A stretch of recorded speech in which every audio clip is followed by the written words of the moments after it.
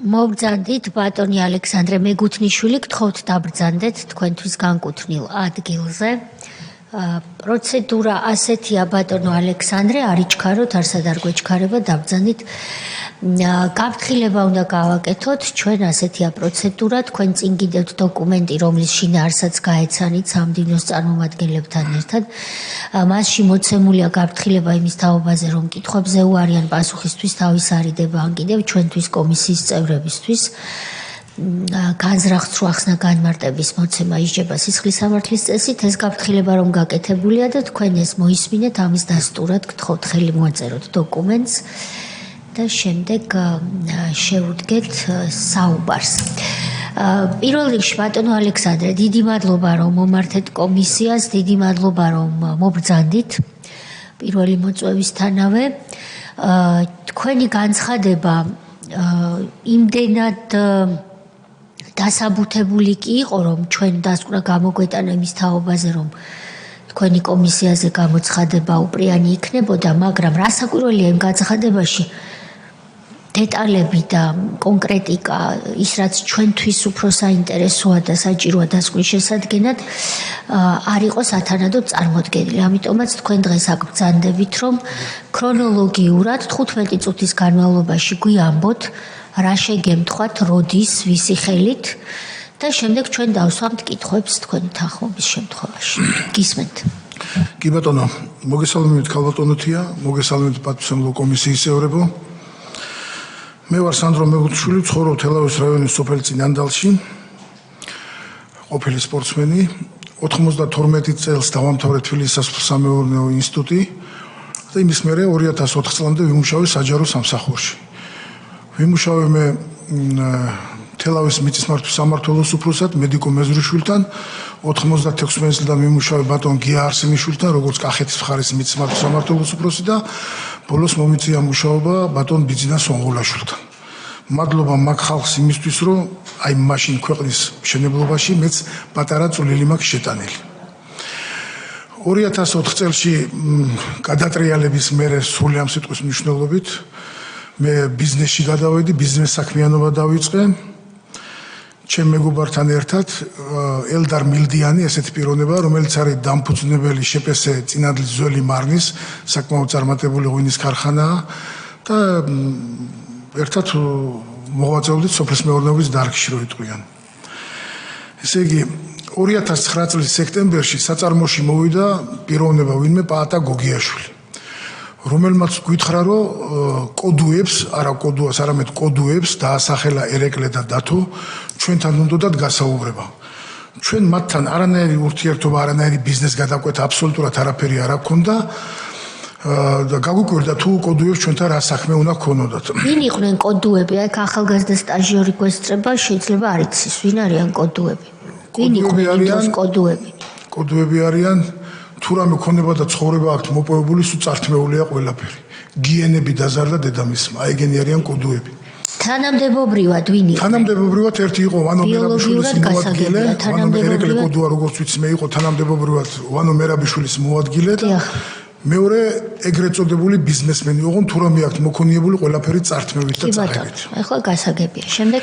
კი, მეორე დღეს ჩვენ ჩამოვსულიყავით და შევხვედროდით მათ ქავთარაძეზე ლეჩ კომბინატში. ჩამოვიყვანეს მეორე დღეს, შევხვდით ლეჩ კომბინატში, შევედით შეგვიყვანეს მაკოდუას კაბინეტში. პატივი დაგვდოეთ ნახევარი საათი კი ვილოდეთ, მაგრამ მე მიგვიღეს ალბათ და თავიანთ საქმე ყოფილა თურმე. და შესავალი იყო ესეთი და რომ თქვენ ხო გვიცნობთ ჩვენ ვინა ვართ. დღეს იმ მეორე ძმა ერეკლე კოდუამ ვერ შეძლო მოსვლა სამსახურებრივი სიტუაციიდან გამომდინარე და ჩვენ ეს დათო კოდუა გველაპარაკებოდა, რომ წინანდალში ჩვენ ქონდა საკმაოდ პრესტიჟულ ადგილზე 3 ჰექტარი სასოფლო-სამეურნეო მიწის ნაკვეთი. 2007 წელს იქნა აუქციონზე შეძენილი ეს აღნიშნული მიწის ნაკვეთი. ეს აღნიშნული მიწის ნაკვეთი დღეს წარმოადგენს რედისონის წინა ეზოს. აი ამ რედისონსა და ამ ნაკვეთს ესა დღეს შორის მუხიანის ტყე არის სოფლის თავში.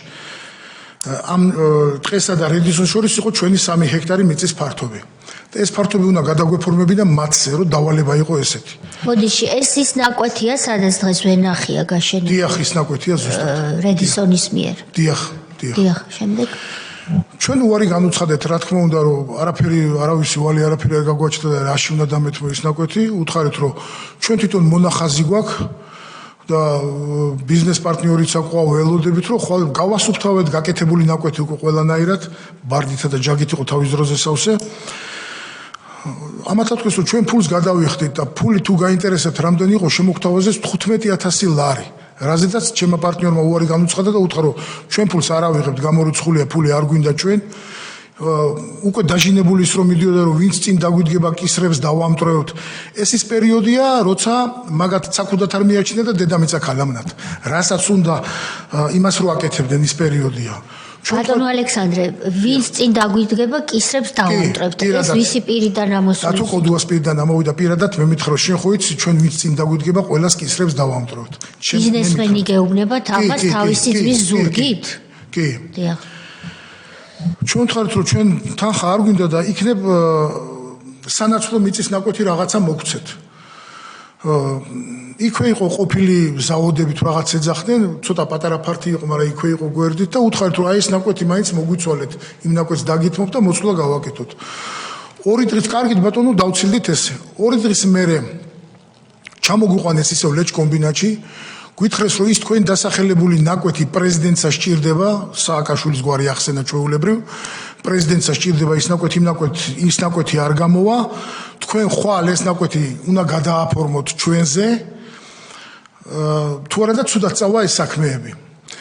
კიდევ მეორე ეს ცუდი პერიოდი იყო, მაგათი გაფურჩქნის ყველაზე ისეთი წლები იყო 9-10 წელი, 2009 წლები რა.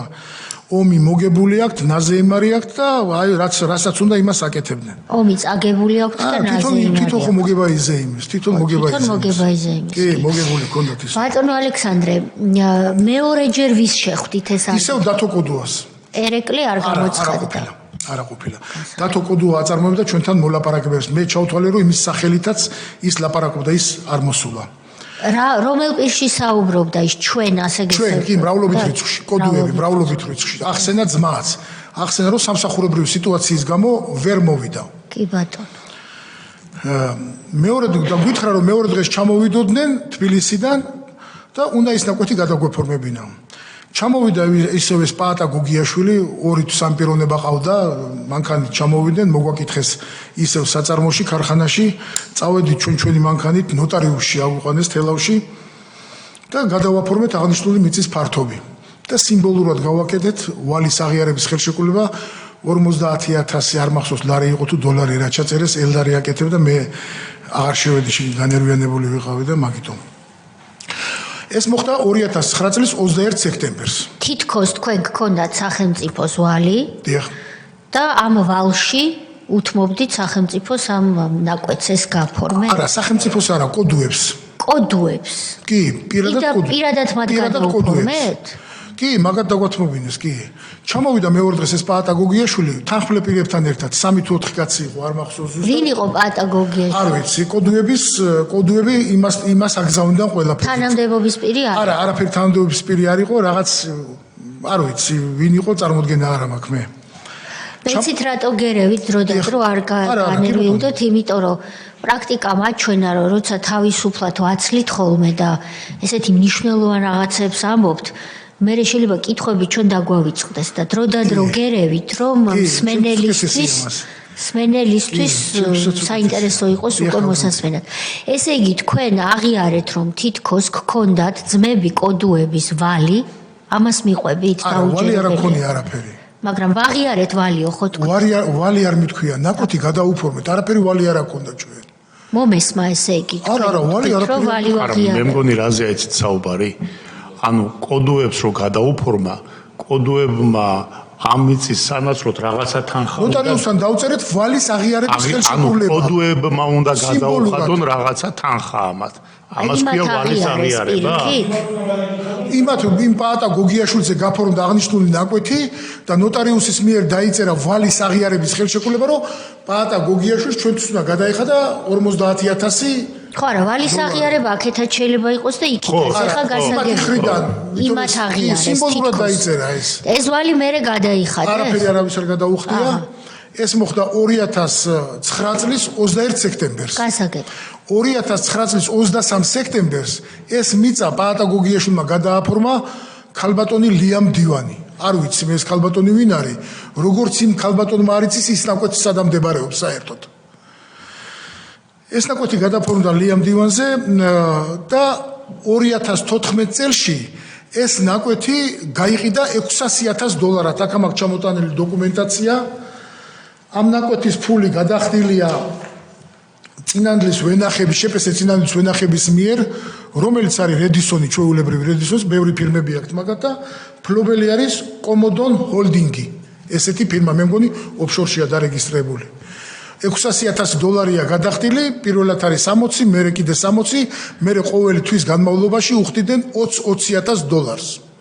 და ჯამში შეადგინა ამან $600,000 სუფთა ფული ყოველგვარი გადასახადის გარეშე, დაბეგვრის გარეშე. $600,000. გასაგებია, ნუ ეს ოფშორია, მაგრამ ყველა ვიცით ხო ახლა. კი, თავისთავად ცხადია. ვისია ეს? მე ვფიქრობ გიორგი რამიშვილის. გასაგებია. ამ ოფშორმა თუ ვინც არის მისი მფლობელი გიორგი რამიშვილი ახსენეს, თქვენი აზრით იცოდა ან იცის რომ ეს წართმეული მიწა იყო? აქ ისეთი რაღაცები უწერიათ სანოტარო მოქმედებებში, რომ თუ ეს სუფთად არ არის გაკეთებული, გამყიდველი ვალდებულია დააბრუნოს უკან თანხა და ესეთი რაღაცეები. აი, მე ვთვლი რომ იცოდნენ, მაგრამ თავი დაიზღვიეს. გასაგებია. იმ წუთში აღნიშნული მიწა გაფორმებულია გიორგი ხარაბაძეზე. 02/01/2014 წელი, მაგრამ ეს არის ფაქტიურად ფული გადახდილია წინანდლის ვენახებიდან, მფლობელი არის კომოდონ ჰოლდინგი. გასაგებია. შემდეგ ესე იგი 1 ოქტომბრის მერე რო შეიცვალა ქვეყანაში ხელისუფლება და სიტუაციები რო ცოტა გამოთავისუფლდება ეს შიში რო აღარ იყო, ჩვენ ვეცადეთ რომ რამენაირად მოგვეპოვებინა ან ეს გოგიაშვილი გვენახა ან ისანის გოგიაშვილი ფიზიკურად ვერ მოვიძიეთ. მთელი წლები ვეძებდით, ბოლოს დავასრულეთ თქვენს ესე რომ თურქეთშია გადასული, თურქეთშია გაქცეული, ესე გვითხრეთ ჩვენ. ფიზიკურად პიროვნება ვერ ვიპოვეთ. შემდეგ დავიწყეთ იქნება კოდუასთან გავსულიყავით კონტაქტზე. კონტაქტზე მე ვერ გავედი კონტაქტზე ფიზიკურად, გავიდა კონტაქტზე ელდარ მილდიანის ძმა ლერი მილდიანი.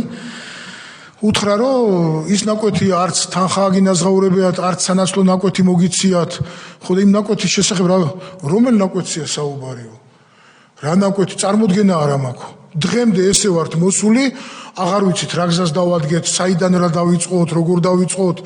ეს ძალიან ცუდი თემაა და მე არ ცუდად არ გამომივიდეს, მაგრამ ეს თემა ბოლომდე ესე არ დავტოვებთ.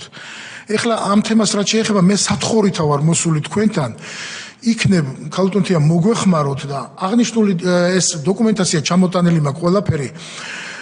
პროკურატურას გადავცეთ რომ შესწავლა დაიწყოს, იმიტომ რომ ცუდი არაფერი არ მოგვიხდეს სრული ამ სიტყვის მნიშვნელობით რა, იმიტომ რომ მე გავიარე გლდანის ციხე, ეს მეორე თემაა, იმასაც მოვყვები, მაგრამ მე ცოცხალი თავით იქ შესვლა აღარ მინდა ნამდვილად რა და არც ისინი ვარ ჩვენ რომ ვინმეს რამე დაუთმოთ და დავანებოთ, მაგრამ ვცდილობ რომ კანონიერი გზით მე იმას არ ვიძახი რომ მე შემილია ისიც ავანაზღაურო ისიც, მაგრამ არც ის რომ ვიღაცას ვაჩუქო. ახლა $600,000 ერთ საათში გახდა ვინმე ლიამ დივანი მილიონიანი ქონების პატრონი, რა ვიცი, $1,700,000 აქვს აღებული თუ რაღაც იმ დროის კურსით თუ რაღაცით.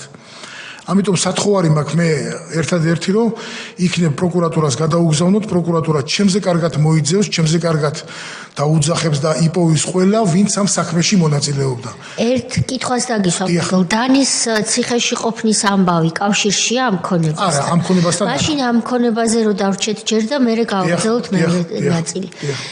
თქვენ თავად თქვით რომ შიში რომ მოიხსნა, დაუწყე კოდუებს ზებნაო და დავით კოდუამ თქვა რომელი მიწაო გაიკვირვა, თუ ერეკლეკო დავით კოდუამ. თქვენ თვითონ რატომ არ მიმართეთ პროკურატურას დღემდე, თუ მიმართეთ?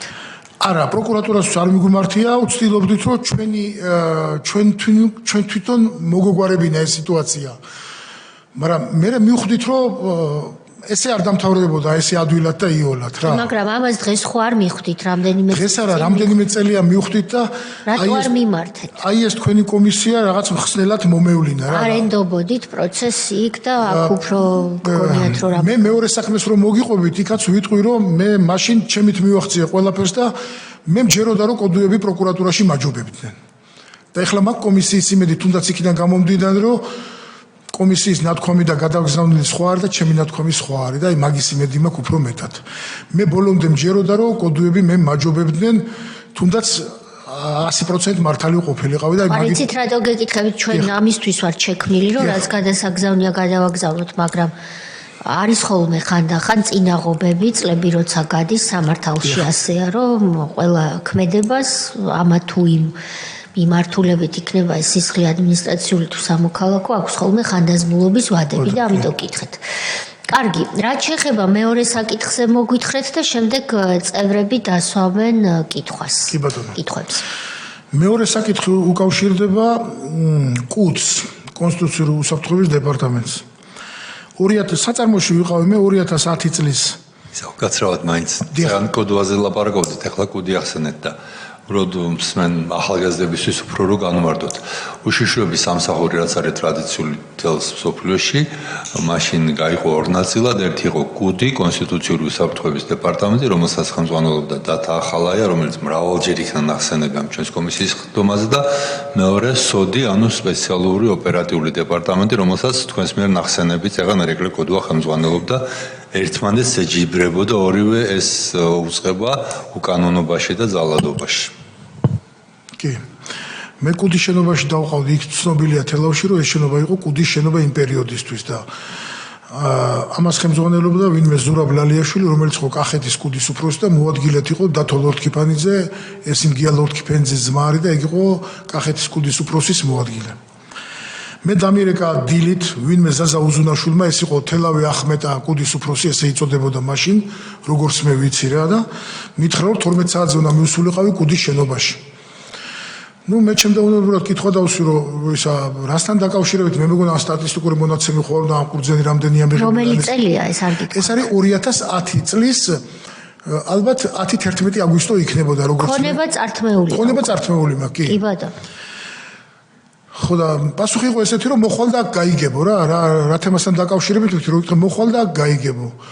მივედი 12 საათისთვის თელავის კახეთის კუდში თელავში ჩემს გარდა 7-8 ადამიანი იყო იქ მოსულები აგუყვანეს მეორე სართულზე ტელეფონები დაგვატოვებინეს აგუყვანეს მეორე სართულზე დათო ლორთქიფანის კაბინეტში სკამები ელაგამ დივანი იდგა იქ დაგვსხეს და პიროვნებამ დაიწყო არავით არის გამარჯობა არავით არის სალამი ან თხოვნა ანის ვინც 2 საათში $10,000 არ მოიტანს დედას ამას უზავთ მე იმის ოჯახს ესე უზავთ მუშაობის საშუალებას არ მივცემთ გავაცამტვერებთ ყველას უნდა მიგვეტანა 2 საათში $10,000 რომელიც ვითომ ეგრეთ წოდებული აფხაზეთის რადიოსთვის უნდათ ეს თქვა დათო ლორთქიფანიძემ იქ ერთ-ერთმა პიროვნებამ შეკითხვა დასვა რომ აი იქნება წერილი ის მაინც მოგცეთ რომ წერილიო რომ მე ყველაფერიო ისამაქო სუფთა ბუღალტერია მაქვს და ის იგ დღეში გაატარეს რომ იქ შეკითხვას ვიღა დასვავდა რა ფიზიკურ შეურაცხყოფაზე გადავიდა და რამის გინებდა და გალახვაზე და ყველა ჩუმად ადგა და გამოვიდა მე დავრჩი იქ და უთხრა რომ მე ამათ ვიცნობდი რთველში მონაწილეობდნენ ესენი ყველანი გუბერნიიდან დაწყებული კუდით დამთავრებული 2010 წლამდე კახეთში რთველს ატარებდა კუდი ეგ ახელმძღვანელობდა ყველაფერს მაგათ დაარსებულია ტერმინი ფაშისტი. ფაშისტი ნიშნავდა იმას, რომ ვისაც 10 ჰექტარზე მეტი ჰქონდა ვენახი, იმას არ აკრეფინებდნენ, ზედულპობდნენ ვენახს. იმიტომ რომ კურძის რეალიზაცია ღვინის ჭირდა იმ პერიოდისთვის. და მონათლეს ესე ფაშისტებს ეძახდნენ რა. სოფლის საბჭოს წერდა ცნობას, უფლება არ ჰქონდა იმას ცნობა გაეცა ნებისმიერ ფიზიკურ პირზე, თუ იმას ცოტა მეტი ოდენობის ვენახი ჰქონდა. ხოლო 10 ჰექტრის ფარგლებში ქონდათ მოკრეფის უფლება? 10 ჰექტარს ნაკლები ვისაც ქონდა. ამ ფარგლებში კი ბატონო. მე ამ დათო ლორთქიფანიძეს უთხარი რომ მე დღეს $10,000 ვერ მოვიტან, რაღაც გარკვეული ნაწილს მოვიტან, მაგრამ $10,000 ვერ მოვიტან, იმიტომ რომ დამფუძნებელი ვინც არის ფიზიკურად აქ არ არის და ხვალ იქნება ქვეყანაში და რასაც სხვა საწარმო გადაიხდის, ჩვენც იმას გადავიხდით, ზეგმოვალ და მოვიტან დანარჩენსაც. ხმარ გაუწია აბსოლუტურად არც დადებითი პასუხი, არც უარყოფითი პასუხი, მე ჩავთვალე რომ თქვი, გამობრუნდა წამოვედი. ზუსტად 2 საათში მირეკავს ისევ ის უზუნაშვილი და მეუბნება რომ მოდი და ფული მოიტანეო. კი მე ვთქვი გზაში ვარ, მოვალ და მოვიტან ფულს. მივედი, შევედი პირველ სართულზე შემიყვანა იქ დაცვადგა. შემიყვანა მაგის კაბინეტში ამოვიღე ფული, დავდე $2000, ამან გამოწია, ჩააგდო უჯრაში, ჩახედა, ეს რა არისო და მე ვთხარი $2000, მე მაღლა იმასაც ვთხარი მეთქი დათოს რომ მე ვერ მოვიტან დღეს სრულ თანხას. შენ რა მახსრად გვიგდებო? არა მე ვთხარი კაცო, ხვალ ჩემი მეგობარი ჩამოვა და რაცაც სხვა საწარმო გადაიხდის, იმას გადავიხდით ჩვენ. ეს ის პერიოდია რომ თელავში უკვე 1-5-6 პიროვნება დაკავებული ყავ იმენა კუდს. აი კუდი იჭერდა ხალხს და კუდი იმას აშვრებოდა ყველაფერს. მე ვთხარი იმას პრობლემა არ არის, დანარჩენსაც მოვიტან. შენ ხო იცი რომ აქ შემოსვლა არის ადვილი, მაგრამ გასვლა ძალიან ძნელია და კაი მე ვთხარი პატარა ბიჭი ხო არა, რას მე მუქრები კაცო, მოპარული მე არა მაქვს, წართმოული ოფლით მონატოლია დღემდე. ოფლით მოვიტანეთ დღემდე ეს რაღაცა ვწვალობთ, შრომობთ და კარგიო მაშინ და დავამთავროთ საუბარიო, ჩვენ ვიცით. ავდექი გამოვედი, წამოვედი რა, დამუქრებით, გამომიშვო, წამოვედი. ზუსტად 10 დღეში მე ჩავთვალე რომ თუმ არაფერი არ უნდა მოყოლოდა ამ სიტუაციებს. ზუსტად 10 დღეში საწარმოში ვარ ისევ, იმ დღისით არ ვმუშაობდით, 3 თანამშრომელი იყო ჩემი, რაღაც დანადგარს აწყობდნენ. დარაჯმა დამირეკა და მითხრა რომ ბოდიში, ამასობაში ის 8000 მიგატანინე? არა, 2000 მაქვს მიტანილი. მე მერეს 2 დღის მერე მოვიკითხე იმ თანამშრომლის იმით რომ დანარჩენ ფულსაც მოვაწვდი, მე ვუთხარი აბა სხვა მრა გადაიხადა უმაღლესი. მე ხო იქ უთხარი რომ თუ სხვა რასაც სხვა გადაიხდის, იმას ჩვენ გადავიხდით. უმაღლესი თანხა რაც იქნება. ესე იგი რომ დავაზუსტოთ. დიახ. ყველასთვის ამ სპენელისთვისაც და ოქმისთვისაც. ამ $2000-ზე არანაირი წერილი არანაირი დოკუმენტი არ შემდგარა, არანაირი ცნობა რომ თქვენ სადღაც მიიტანეთ $2000 არა პირდაპირ ხელიდან ხელში გადაცემა მოგთხოვოთ ამ თანადობის პირმა და ჩადო უჯრაში ყველაფრის გარეშე. კი, ყველაფრის გარეშე. ალო. მე მესამე ბოდიში ეს კიდე დავაზუსტებ. თქვენ თქვით რომ მეორე დღეს ელოდებოდით თქვენს მეგობარს, რომელიც უნდა ჩამოსულიყო დამფუძნებელს ხო? ამ პარტნიორს არ ვიცი როგორც ჩამოვიდა. ჩამოვიდა ეს და მოუყევით ეს ამბავი და რა რეაგირება ქონდა, რა მოიფიქრეთ, მსჯელეთ ამაზე თუ არა? კი, მოვიკითხოთ, მითხრა და ისე შიში სინდრომი იყო, ახლა დასამალ-დასაფარი არაფერი არ არის და მოვიკითხე მე ერთ-ერთი რიგით თანამშრომელისგან, რომ მე თანახ მზად ვიყავი, რომ დანარჩენი თანხაც მიმეტანა, მაგრამ იქიდან უარი მივიღეთ. რომ აღარ იყო საჭირო, აი ესე გვითხრეს. ზუსტად 10 დღეში 2 კვირა არ იქნებოდა გასული, სადღაც 21-22 აგვისტო იყო. დარაჯმა დამირეკა რომ ვინმე ზურაბ გრძელიშვილია მოსულ და შეინახვა უნდაო. კი მე ვუთხარი მოვიდე საკეთ ვიცნობდი შორიდან. და მე ვიმყოფებოდი ჩამოსასხმელი საამქროა, სადაც ღვინო ისხმება, რაღაც დანადგარს ვაკეთებდით. შემოვიდა ეს ბიჭი და რო დაინახა ისინი ცოტა შეცვა რაღაცნაირად და მე მაგიდასთან ვიჯექი, ისინი ხო მუშაობდნენ და მოდი ზურა რით შემიძლია გემსახურო მეთქი და მე არ ვიცოდი თუ ის კუთში მუშაობდა და ცალკე მინდა დალაპარაკებაო და კი პრობლემა არ არის, გინდა მე და შენ გავიდეთ, გინდა ამათ ვეტყვი მეთქი და გავლენ ბიჭები, პრობლემა არ არის, დაჯექი და მითხევ დავილაპარაკოთ მეთქი. მე გაჩერდა და ესე შორიდან ვიმკითხა რომ ყურძენი არ უნდა მიიღოთო და კი როგორ არა უნდა მივიღოთ მეთქი და ფასი რა ექნებაო.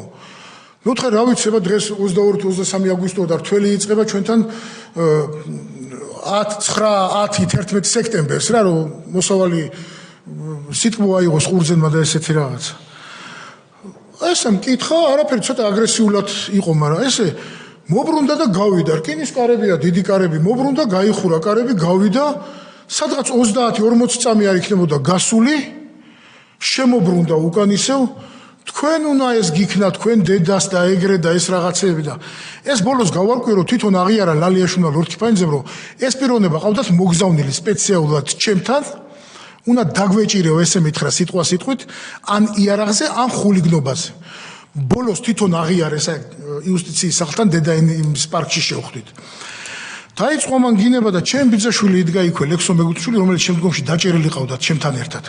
ამან ხელი წაავლო რომ შენ ვისაგინებო და იმ წუთში დაიძახა იმან მე კუდიდან ავარ და თქვენ ახ 1 საათში რა დაგემართება თუ. მე იმ წუთში მივხვდი რომ მოგზავნილი იყო და ლექსოს დაუძახე რომ თითი არ დააკარო მოგზავნილია მეთქი. ეს გავიდა ჩვეულებრივ წავიდა ყოველგვარი ყველაფრის გარეშე. აბსოლუტურად ხატი და ღმერთი შემიძლია დავიფიცო.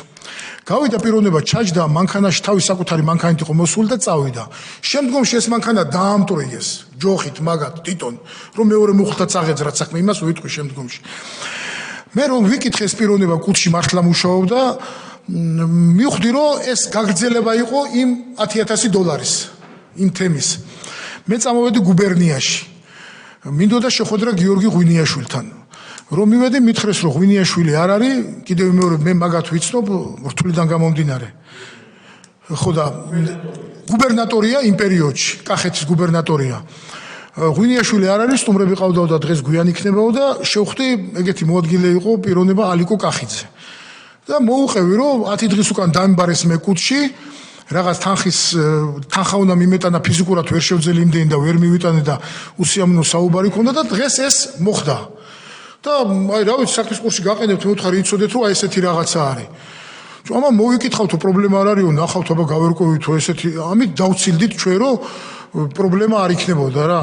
გამობრუნდი წამოვედი ზუსტად 3 საათში ისევე იმ უზუნაშვილმა დამირეკა ვისთანაც თანხა მაქვს მიტანელი. თელავი ახმეტის უფროსმა. და მითხრა რომ ჩემი ნახვა უნდოდა. მე ვთხარი კი ბატონო პრობლემა არის, გინდა მე მოვალ სადაც მეტყვით, გინდა სადაც მეტყვი იქ შეგხვდები. არა მე მოვალო საწარმოშიო. ხო და ისა იქ შევხვდეთ თქვენთან ქარხანაშიო. მე დარაჯს დაურეკე და უთხრა რომ უზუნაშვილი მოვიდო და რაღაც ყავისფერი ნივით დადიოდა ხოლმე და შემოუშვი მეთქი. ეზოში ვიდექი მეც. კარები გაიღო და ზუსტად შემოვიდა 10 მანქანა. 10 ან 11 მანქანა იყო.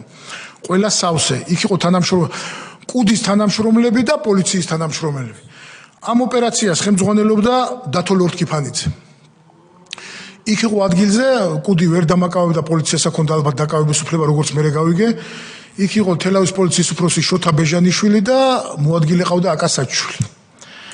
ესენი იყვნენ იქ ყველაფრები, რო იტყვიან, დამადეს ბორკილები იქვე, ყოველგვარი საუბრის გარეშე, ყვირილი, ჭყივილი, გინება ყველაფერი წამომიყვანეს თელავის პოლიციაში, ბორკილები დადებული. შემდეგ დაიწყეს იმ ჩემი 3 თანამშრომლის მოყვანა უნდოდათ და უნდა მანქანებით ავალა იქ წადი, ეგ წადი. მე ცოტა გრძლად ხო არ ვყვები ბოდისვით. კარგად ყვებით. ხო და ისა მე ვთხარ რომ ყველა ის ბიჭები ყველა ობლებია, მე ვთხარ მამა არცეც არ აღავ მეთქი და მე დაურეკავ და მოვლედ მეთქი და თანამშრომლებზე უთხრა. ჩემ თანამშრომლებზე. დიახ. დაურეკე მართლა ტელეფონი მომცეს თვითონ დაურეკე და მოვიდნენ ეს 3 ბიჭი, ერთი ჩემი ბიძაშვილი იყო, 2 ჩემი თანამშრომელი, კაი ბიჭები, კაი ადამიანები დღესაც. რა ხალხი იყვნენ ეს? ალბათ იქნებოდნენ 25-26 წლის ბიჭები. სრულიად ახალგაზრდა ბატონო. ესე იგი, იქ იყო ქრისტეს ტირილი, იგრეს სცემდნენ, მე სხვა ოთახში ვყავდი. წყლით სავსე ბორჯომის ბოთლები, ესე ყურდან კიდევდნენ ხელს. ამაში მონაწილეობდა დავით ქოქიაშვილი, სამხარეო კახეთის პოლიციის სამმართველოს უფროსი.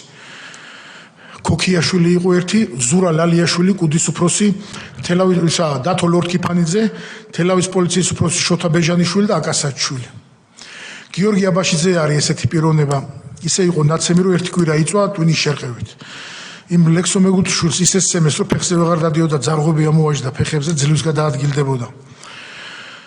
გამომძიებელ მე შემიყვანეს მე ჩემთან შემოცვიდნენ ქოქიაშვილი და ლალიაშვილი იმ დამჯდარს დამიწყეს ცემა ბორკილებ დადებულს. აბა იქ ვერც ვერაფერს ვერ გავაკეთებდი, რას გავაკეთებდი? კი უთხარი რომ შენი შეკერილი საქმეა ეს ყველაფერი და დრომოვა რომ პასუხს აგებმეთქი რა. აი მე შენ იქიდან შეკერილის გამოგიტან, ამას გიზავ, გინება, დარტყმები, რაღაცები, ხმა არაფერი აღარ მithქვი, აზრი არ აქონდა. ორი გამომძიებელი მკითხავდა და მე ბოლოში რო გავიდე მე უთხარი რომ მე ამაზე ხელს მოვაწერ, თქვენ ხო არც არაფერს არ აწყვეტავს მოვაწერ თუ არ მოვაწერ ხელს, მაგრამ მე ხელს მოვაწერ თუ ამ ბიჭებს გაუშვებთ. და დანარჩენზე მე არც წამიკითხია, არც მომიყვეთ, არც ეგარ მაინტერესებს, რო წამიკითხოთ, არც ეგარ მინდა. გავიდა გამომძიებელი, ერთ 5 წუთში შემოვიდა და მითხრა რომ მარტო შენ გაკავებენ, ბიჭებს უშვებენ და ხელი მოგვიწერე. მოუწერე ხელი ჩვეულებრივ მე და გადმომიყვანეს კახეთის სამხარეო პოლიციაში. მართლაც გაუშვეს ის ბავშვი? არა, საღამოთი მე რო იქ ჩამიყვანეს იმ კაპეზეში ერთი 20 მანქანა მომდევდა, როგორც არსენა ყაჩაღი გაატარო, ისე მომდევდა უკან ერთი 20 მანქანა. გეგონება სადმე გავიქცეოდი. საღამოთი შემოიყვანეს ჩემი ბიძაშვილი და გაგვიფორმეს საქმე ჯგუფური ხულიგნობით. მithom ჯგუფურად აი ეს რაღაცა. ის ლექსო რომელიც სცემეს გვერდით ოთახში? იმაზე ამბობ? კი ბატონო. ამ პერიოდში მე ხო არ ვიცი, მე უკვე დაკავებული ვარ, არაფერი არ ვიცი. ეს უკვე თვითონ აღიარეს, აი ბოლოში უკვე რომ ჩემს იქით გზა არ აქონდათ 2015-ში იქ. ამათ ეს გრძელიშვილი წამოიყვანეს, დააწვინეს სახლში, გამოიძახეს სასწრაფო. მაიყვანეს ექსპერტიზაში, დააწერინეს მცირედი დაზიანება, თუ ექსპერტიზის დასკვნა ესე ეწერა, მცირედი დაზიანება. წაიღეს იმის ავტომობილი, კუდის უკან ის აი ესეთი დაუსახლებელი ადგილია ბარდი და ჯაგი. შეიყვანეს მანქანა იქ და დაამტვრიეს. თვითონ ფიზიკურად დაამტვრიეს. თვითონ აქ ნათქვამი დააღიარებული. თქვენ გააკეთეთ. მithom მე გავაკეთე ეგ. ხო, შემდეგ გაგზავნეს კუდმა ისევ პოლიციელები, ორი პოლიციელი ჩავიდა, თეთრი ავტომობილი ნივა იყო, კრიმინალური პოლიცია ეწერა ზეთ. დარაჯი დღესაც ის კაცი ჩვენთან მუშაობს, დღესაც ცოცხალია, შეუძლია ნებისმიერ დროს ჩვენება მისცეს იმან. მივიდნენ და უთხრეს, რომ ის ცეხი რა ადგილზეა, სადაც რაღაცა მოხდა და ამა უთხრა არაფერი არ მომხდა, რომ კაც შეუძლებელი გამოვიდა, წავიდა და იქ ცეხში რა იყო, მე კი აქ ვიყავი, არ ვიციო და წამოდი გვაჩვენე ის ადგილიო. ერთმა წაიყვანა დარაჯი იქით, რო გაიარეს ერთი 60-70 ნაბიჯი, მეორემ დაუძახა, რომ არ გინდა დაანებე თავი, მოდი მეც საქმე არა გაქვს და რომ მოუბრუნდითო, პიროვნება უკვე სურათებს იღებდაო რა, იქ რაღაც ყვითელი რაღაცები ელაგავდა, უკითხეო, რომ ესო რა არისო და ეს არისო სანდრომ რომ იმის მანქანა დაამტრიაო, იმის ნამტროვებიაო ესაო აქო. რასაო მეუთხარი კაცო მანქანა აქ კი არ იდგა კარებში 10 მეტრით იქით მიუნიშნა იქით გაო და გაჩერდი თორე შენს დედას იმას გიზავთ გვერდზე მიგისვავს შენს იმას. აი ესე დაალაგეს მინები ქარხნის კარებში. მეორე დღეს მე ცუდად გავხდი სამოთყოფოში, მაგრამ ამას მნიშვნელობა არ აქვს. მეორე დღეს გადმოგვიყვანეს გაგვასამართლეს და გადმოგვიყვანეს გლდანის ციხეში. მეც და ჩემი ბიძაშვილიც ლექსო მეგუნთიშვილი. გლდანის ციხეში რო გადმოგვიყვანეს თან პატიმარს მოსდევს ხოლმე განჩინება, როგორც მე ვიცი, რომ რაზია დაკავებული თუ რაღაცა და ის პოლიციელები ხო ჩამომყვნენ, 3 პოლიციელი იყო.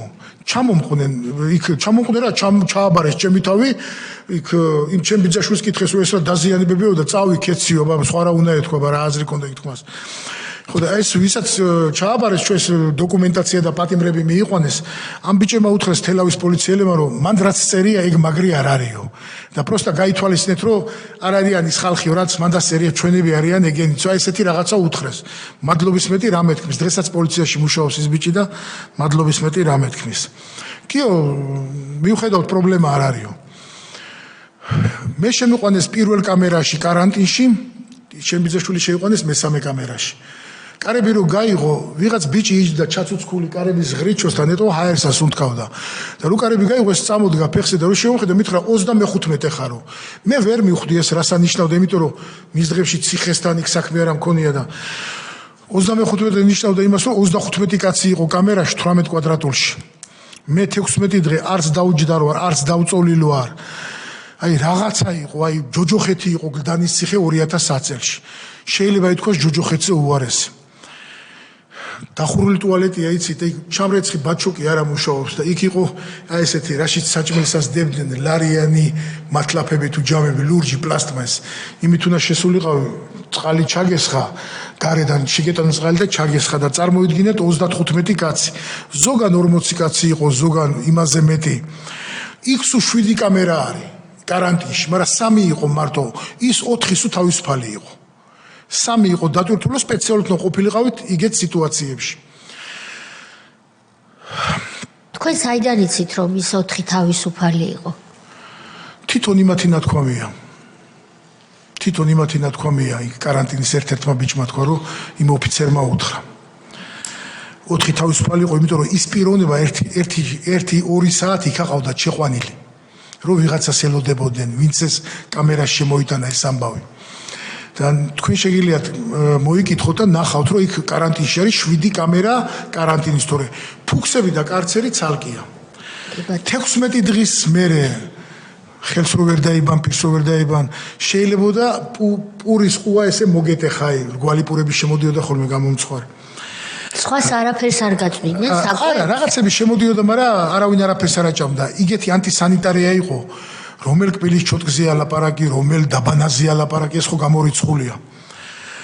16 დღე იქნებოდა გასული, მე როგორც ვითვლიდი. მარიამობა დღეს იქ შევხვდი ციხეში, აგვისტოს 28-ს. ამიყვანეს მაშინ ადვოკატების ადმინისტრაციულ შენობაზე ამიყვანეს მაღლა.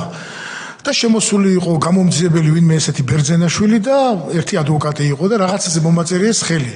ან იქ წაკითხვის თავი ვისა ქონდა ანისანის და იქ შემთხვევით შეხვდა ჩემი ნაცნობი. ხო და რომ ნახა გაუკვირდა რა და მე ვთხარი ან ლაპარაკის უფლებას ვინ მოგცემდა და უთხარ რომ შენ თუ რამე შეგიძლია ის უკვე 6 თვე იქიჭდა და იქნებ მაღლა каранტინზე ამომწიონ გაუსაძლისია ფიზიკურად აღარ შემიძლია მეთქი რა ვიკეცები ფეხებში და კარგი აბა მოვიკითხავ იქნებ ვინმე უკვე ვიღაც ნაცნობობა ქონდა იმაზე იქ მართლაც 2 დღის მერე ჩვეულებრივ каранტინის დაშლაზე გამიყვანეს და ამომიყვანეს каранტინის დაშლა იყო რომ როცა მიდიოდა პატიმრების აი უკვე იმდენი ხალხი იყო გლანის ციხეში რომ თუ იქიდან ვინმეს არ გადაიყვანდნენ ზონაზე ადგილი თუ არ გათავისუფლებოდა მაღლა აქედან არავინ არ აყავდათ და каранტინის დაშლა იყო ხან 10 კაცი აი მთლიან ციხეზე რომ გამოჩნდებოდა 10 ადგილი ან 15 ადგილი 15 კაცი გაყავდათ მე ყველა каранტინის დაშლაზე გავყავდი ცემდნენ და ისე უკან შემოვყავდი მე არ ავყავდი 16 დღე თუ 17 დღე каранტინში ვიყავი ეს იმიტაცია იყო აყვანის და არა ისინი აყავდათ მე არ ავყავდი მე შემომხედავდი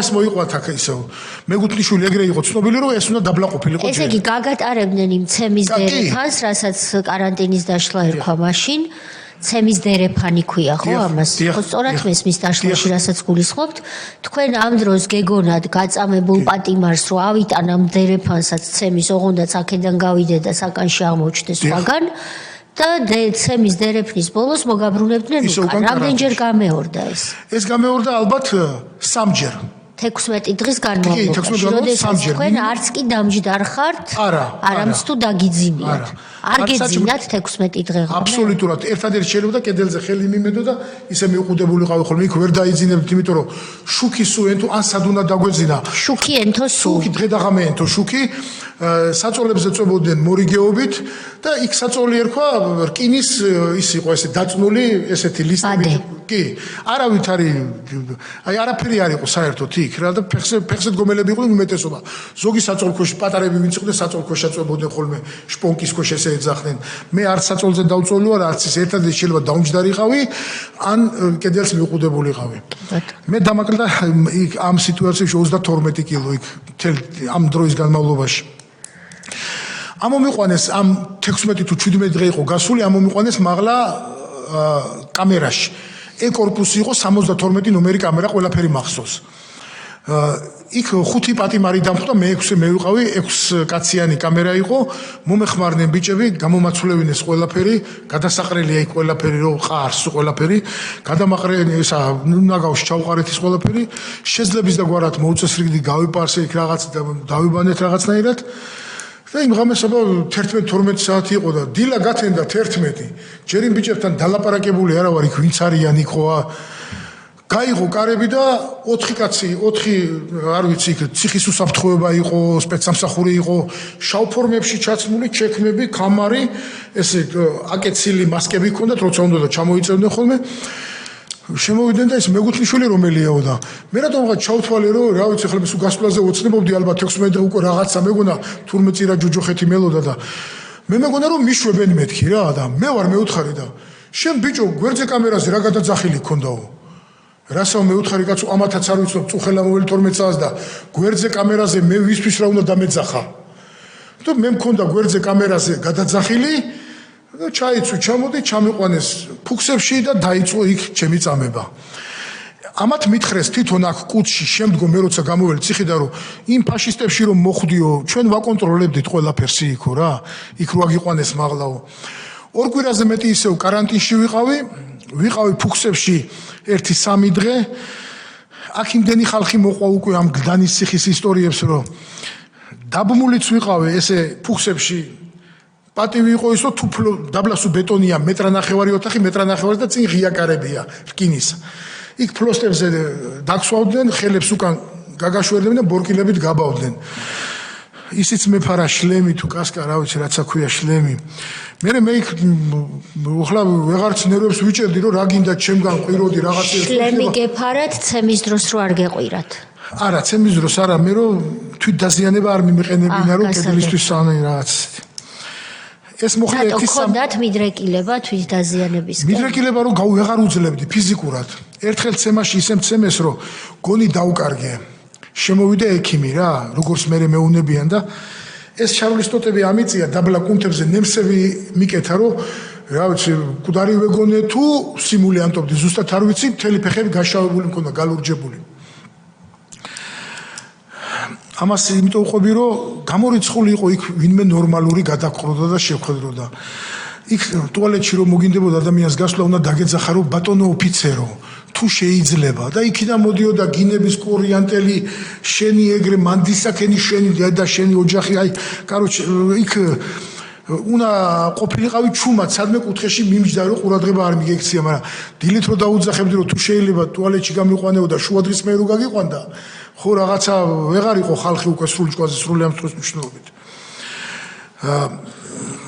რამოდენიმე ხნის მერე 8 კამერა მაგ გამოცვლილი ბოლო კამერის გარდა ყოველთვის შევყავდი იმ კამერაში სადაც მე სიტუაციებს მიძაბავდნენ მაგრამ რაღაცნაირად ვიჭერდი თავს ყველანაირად რომ არ ავყოლოდი არავის რა რამდენი წლის იყავით მაშინ როგორ 53 ვცდილობდი ბოდი თვითონ პატიმრები? კი, აი სულ ისეთ იმაში ვიყავი რომ შეხავდით ისეთ პატიმრებთან რომელიც სავარაუდოდ აი რაღაცა მონათული ვიყავი როგორც ფაშისტი თვითონ ფულიანი და ესეთი სიტუაცია აი წინასწარ იყო ის რაღაცა მიწოდებული რა ხო და ორი კვირის მერე უკვე კამერაში რომ მომიყვანეს მაში კარცერში ფუქსებში და კარანტინში გავატარე სადღაც თვეზე მეტი ოღონდ ესე მოძრაობით 3 დღე კამერაში მე ისევ ჩაყვანა იქ 5 დღე ერთი კვირა ამ პერიოდში ჩემი ძმა მიყავთ კუდის შენობაში ლორდ კიფანიძემ გამოგზავნა 2 ადამიანი ჩასვეს მანქანაში წაიყვანეს შეიყვანეს ლალიაშვილის კაბინეტში მეორე სართულზე ლორდ კიფანიძე ლალიაშვილი არიან ლალიაშვილის პოზა აქ ესე ზის ფეხები ვლაგია მაგიდაზე ჩემთანაცაა გაკეთებული აქ იარაღი უდევ რაღაც ვერცხლისფერი ბერეტა შლი საწყობს ესეთ რაღაცებს აკეთებდა და ჩემ ძმას უთხრეს რომ ჩვენ ახლა აზრი არა აქვს რამეზე დავილაპარაკოთ თბილისი ხო იცი დიღომიო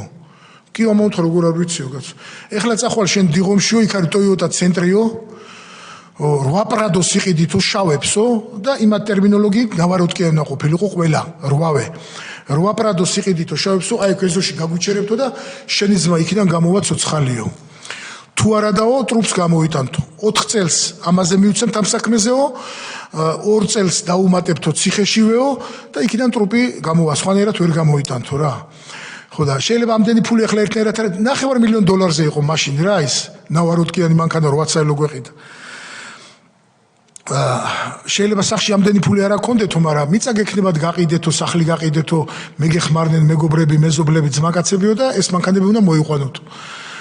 თან დაუმატა რომ ეხლა შენ ადექი წადიო, ფული გაქვს საშოვნელი ერთ კვირაში მოგაკითხავთო და თუო შენ გონია რომ აქედან გახვალო და ვინმეო ამ პროკურატურაში წახვალ ამ პოლიციაშიო ეგო ჩვენ დავიჭირეთ ჩვენი პატიმარიაო და ჩვენა გვაქვს მაგის განკარგვის უფლებაო რა სუფეხებზე კიდე მაგათი ლექსიკა იყო ეს პროკურატურაც და პოლიციაც მაგათი ლექსიკა იყო ეს ყველაფერი ჩემს მომთხოვ რომ ფიზიკურად ვერ შეძლებდა ამ 8 პრადოს ყიდვას გამორიცხული იყო ზუსტად ერთ კვირაში ისევ ლორდ კიფანიძე თვითონ ჩავიდა ფიზიკურად წინანდალში ჩავიდა ჩასო ჩემი ძმა მანქანაში და უთხრა რაკენი ფული იშოვნეთო და ამოთქვი ვერ ვიშოვე და ვერც ვიშოვეო და თამთხოვე შენ ხო იცი რომ მასი არ იყო ჩემი ძმას არაფერი დანაშაული არ მიუძღვისო და კაი გადადი მანქანა და ჩვენ მივხედავთ მე ეს არაფერი არ ვიცი ჩემთან არც ადვოკატი შემოდის არც შემოდის ბოლოს ჩემმა მეგობარმა შემომიგზავნა ადვოკატი იყო ერთი უკარგესი ადამიანი ამირან ვიბლიანი და ამ კაც მარტო ამბები შემოქონდა და გახქონდა სხვა იმას არაფერი არ შეეძლო იქიდან ამბავ შემომიტანდა და ჩემიდან სიტუაციას გაიტანდა რა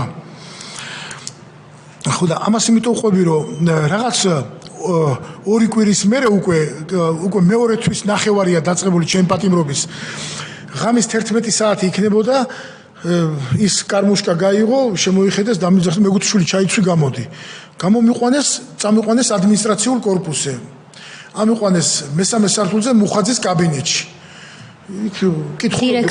დირექტორის იქ ეწერა ციხის უფროსი ალიკო მუხაძე თუ რაღაც წარწერა იყო რომ შევედი ესე სამდივნო იყო და მარცხნივ მუხაძის კაბინეტი იყო და მარჯვნივ სააქტო დარბაზი იყო დიდი მე სააქტო დარბაზში შემიყვანეს იმათ იქით რომ გავიხედე ისხდნენ ლორდ კიფანიძე და ის მუხაძე გამოვიდნენ ორივენი იმან უთხრა რომ თქვენთან ბოდის ვიხდი ამ ნაბოზარმა ჭკვავერი სწავლა მუხაძის ნათქვამია ეს მე ხმაბა მე იქ რას ამოვიღებდი ხმას და მე იმათ უთხრა მე დაბლა ჩაიყვანეთ პირდაპირ კამერაზე აღარ გადავუყვანი ვარ ამ ლორდ კიფანიძე მითხრა რომ ჩვენი შემონათვალი თუ გითხრესო არა მე ვუთხარი მე არავინ არ მინახია ერთხელ იყო მოსული პოლიციელი და ადვოკატი და მომაწერი ეს ხელი და დანარჩენი არავინ ჩემთვის არაფერი არ ვთქვია.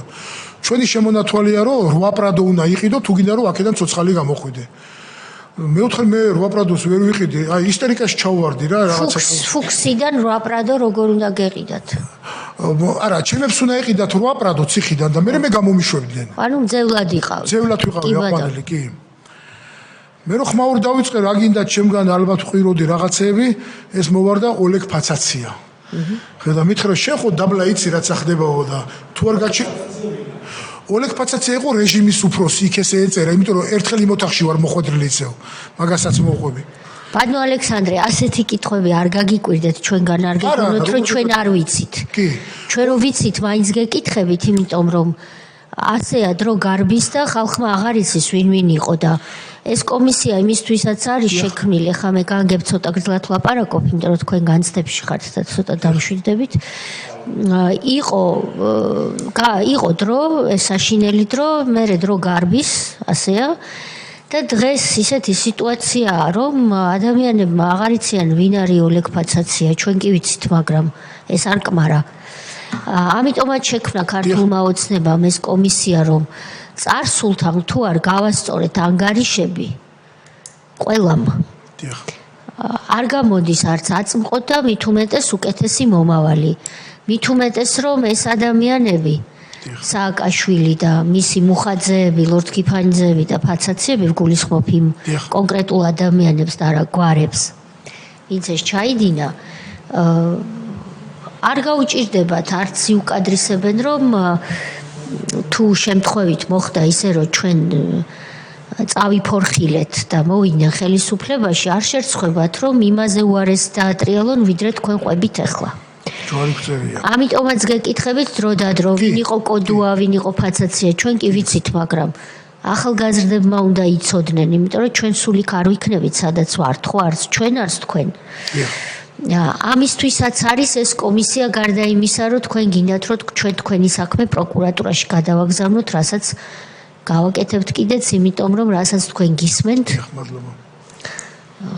პრიმა ფასიე და კიდე უფრო მაღალი სტანდარტით სახეზე არის ნიშნები, რომელსაც ქვია დანაშაულის ნიშნები.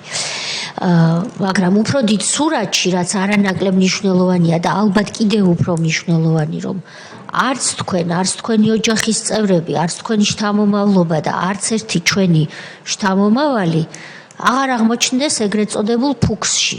ეს ხო კიდევ უფრო მნიშვნელოვანია, ვიდრე რომელიმე ნაკვეთი. თუმცა ის ნაკვეთი მნიშვნელოვანია და ჩვენ უკვე გითხარით, რომ ამას მივხედავთ ჩვენი კომპეტენციის ფარგლებში ახლა ჩვენ რა თქმა უნდა არ ვართ არც პროკურატურა, არც სასამართლო, მაგრამ რაც შეგვიძლია მაქსიმუმს გავაკეთებთ.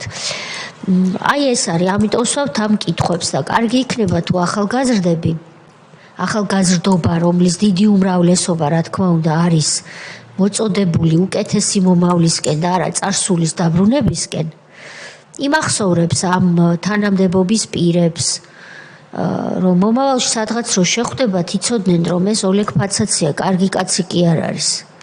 ეს არის კაცი, რომელსაც თავისი ადგილი უკვე განაჩენებით, ბევრი განაჩენით მიჩენილი აქვს, ის სისხლის სამართლის დამნაშავეა. ცუდია რომ თქვენ არ გიჩივლიათ, თორემ მე დარწმუნებული ვარ, რომ თქვენ საქმეზეც გასამართლდებოდა როგორც მუხაძე, ასევე ფაცაცია და სხვები ვინც ჩამოთვალეთ და რომ კრიმინალს ერქვას კრიმინალი და კარგ კაცს ერქვას კარგი კაცი. მე მგონი ცოტა მოგეხმარეთ იმდენი ვილაპარაკე. ეხლა თქვენ გააგრძელეთ. კი, ესა და ამ ფაცაცია მითხრა რომ თუ არ გავჩერდებოდი და ის იქნება დაბლა ჩამიყვანდნენ. დიახ. მე ვთქვა რომ მე თან ჩურჩულით ვთქვა რომ იქნება ხომ არ გაიგოს მეთქი რომ 8 პრადოს ამთხოვენ და მე 8 პრადოს როგორ ვიყიდი მეთქი და იყიდიო ძალა რო დაგადგება იყიდიო რა ამ ფაცაციას სიტყვებია. იმის მერე უფრო გახშირდა ჩემზე ძალადობა, ზეწოლა, ცემა, დაბლა ჩაყვანა, ისეო каранტინი, ფუქსი. каранტინი ყველასთვის გაუსაძლისი იყო. შეიძლება ფუქსში მარტო კანაყოფილიყავი ადამიანი და რაღაცას გაუძლებდი, რომ მარტო კანა იჯექი, მაგრამ აი каранტინში გაყავდათ, შემოყავდათ ნაცემები და კარები რო ეღებოდა, ყველას ეშინოდა, რომ იმის გვარი არ გამოეცხადებინათ რა. აი რომ იცოდნენ სადაც მიყავდა. ბატონო ალექსანდრე, თქვენ საოცარ რაღაცას ამბობთ ჩემთვის ყოველ შემთხვევაში და იქნება ამიხსნათ. ესე იგი, ფუქსზე უარესი იყო ხარისხით კარანტინი თქვენი გაგებით?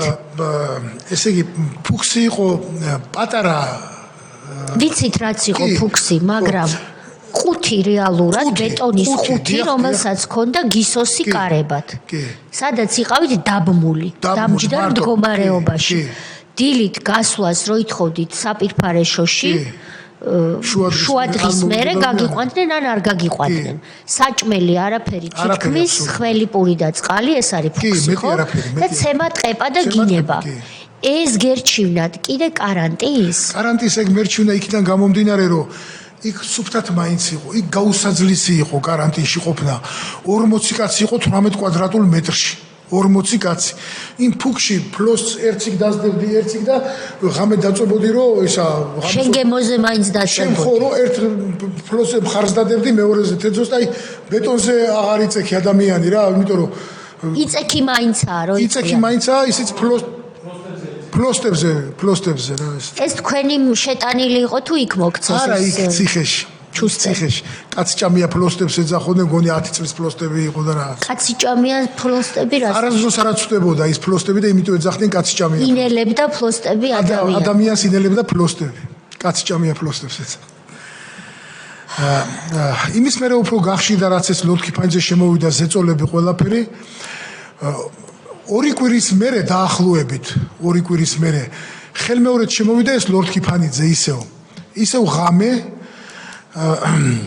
ლორდ კიფანიძე ამ დროს ისევ არის კუდის უფროსი კახეთში. კახეთში კუდის უფროსი დაიარება გლდანის ციხეში მოადგილე. კი.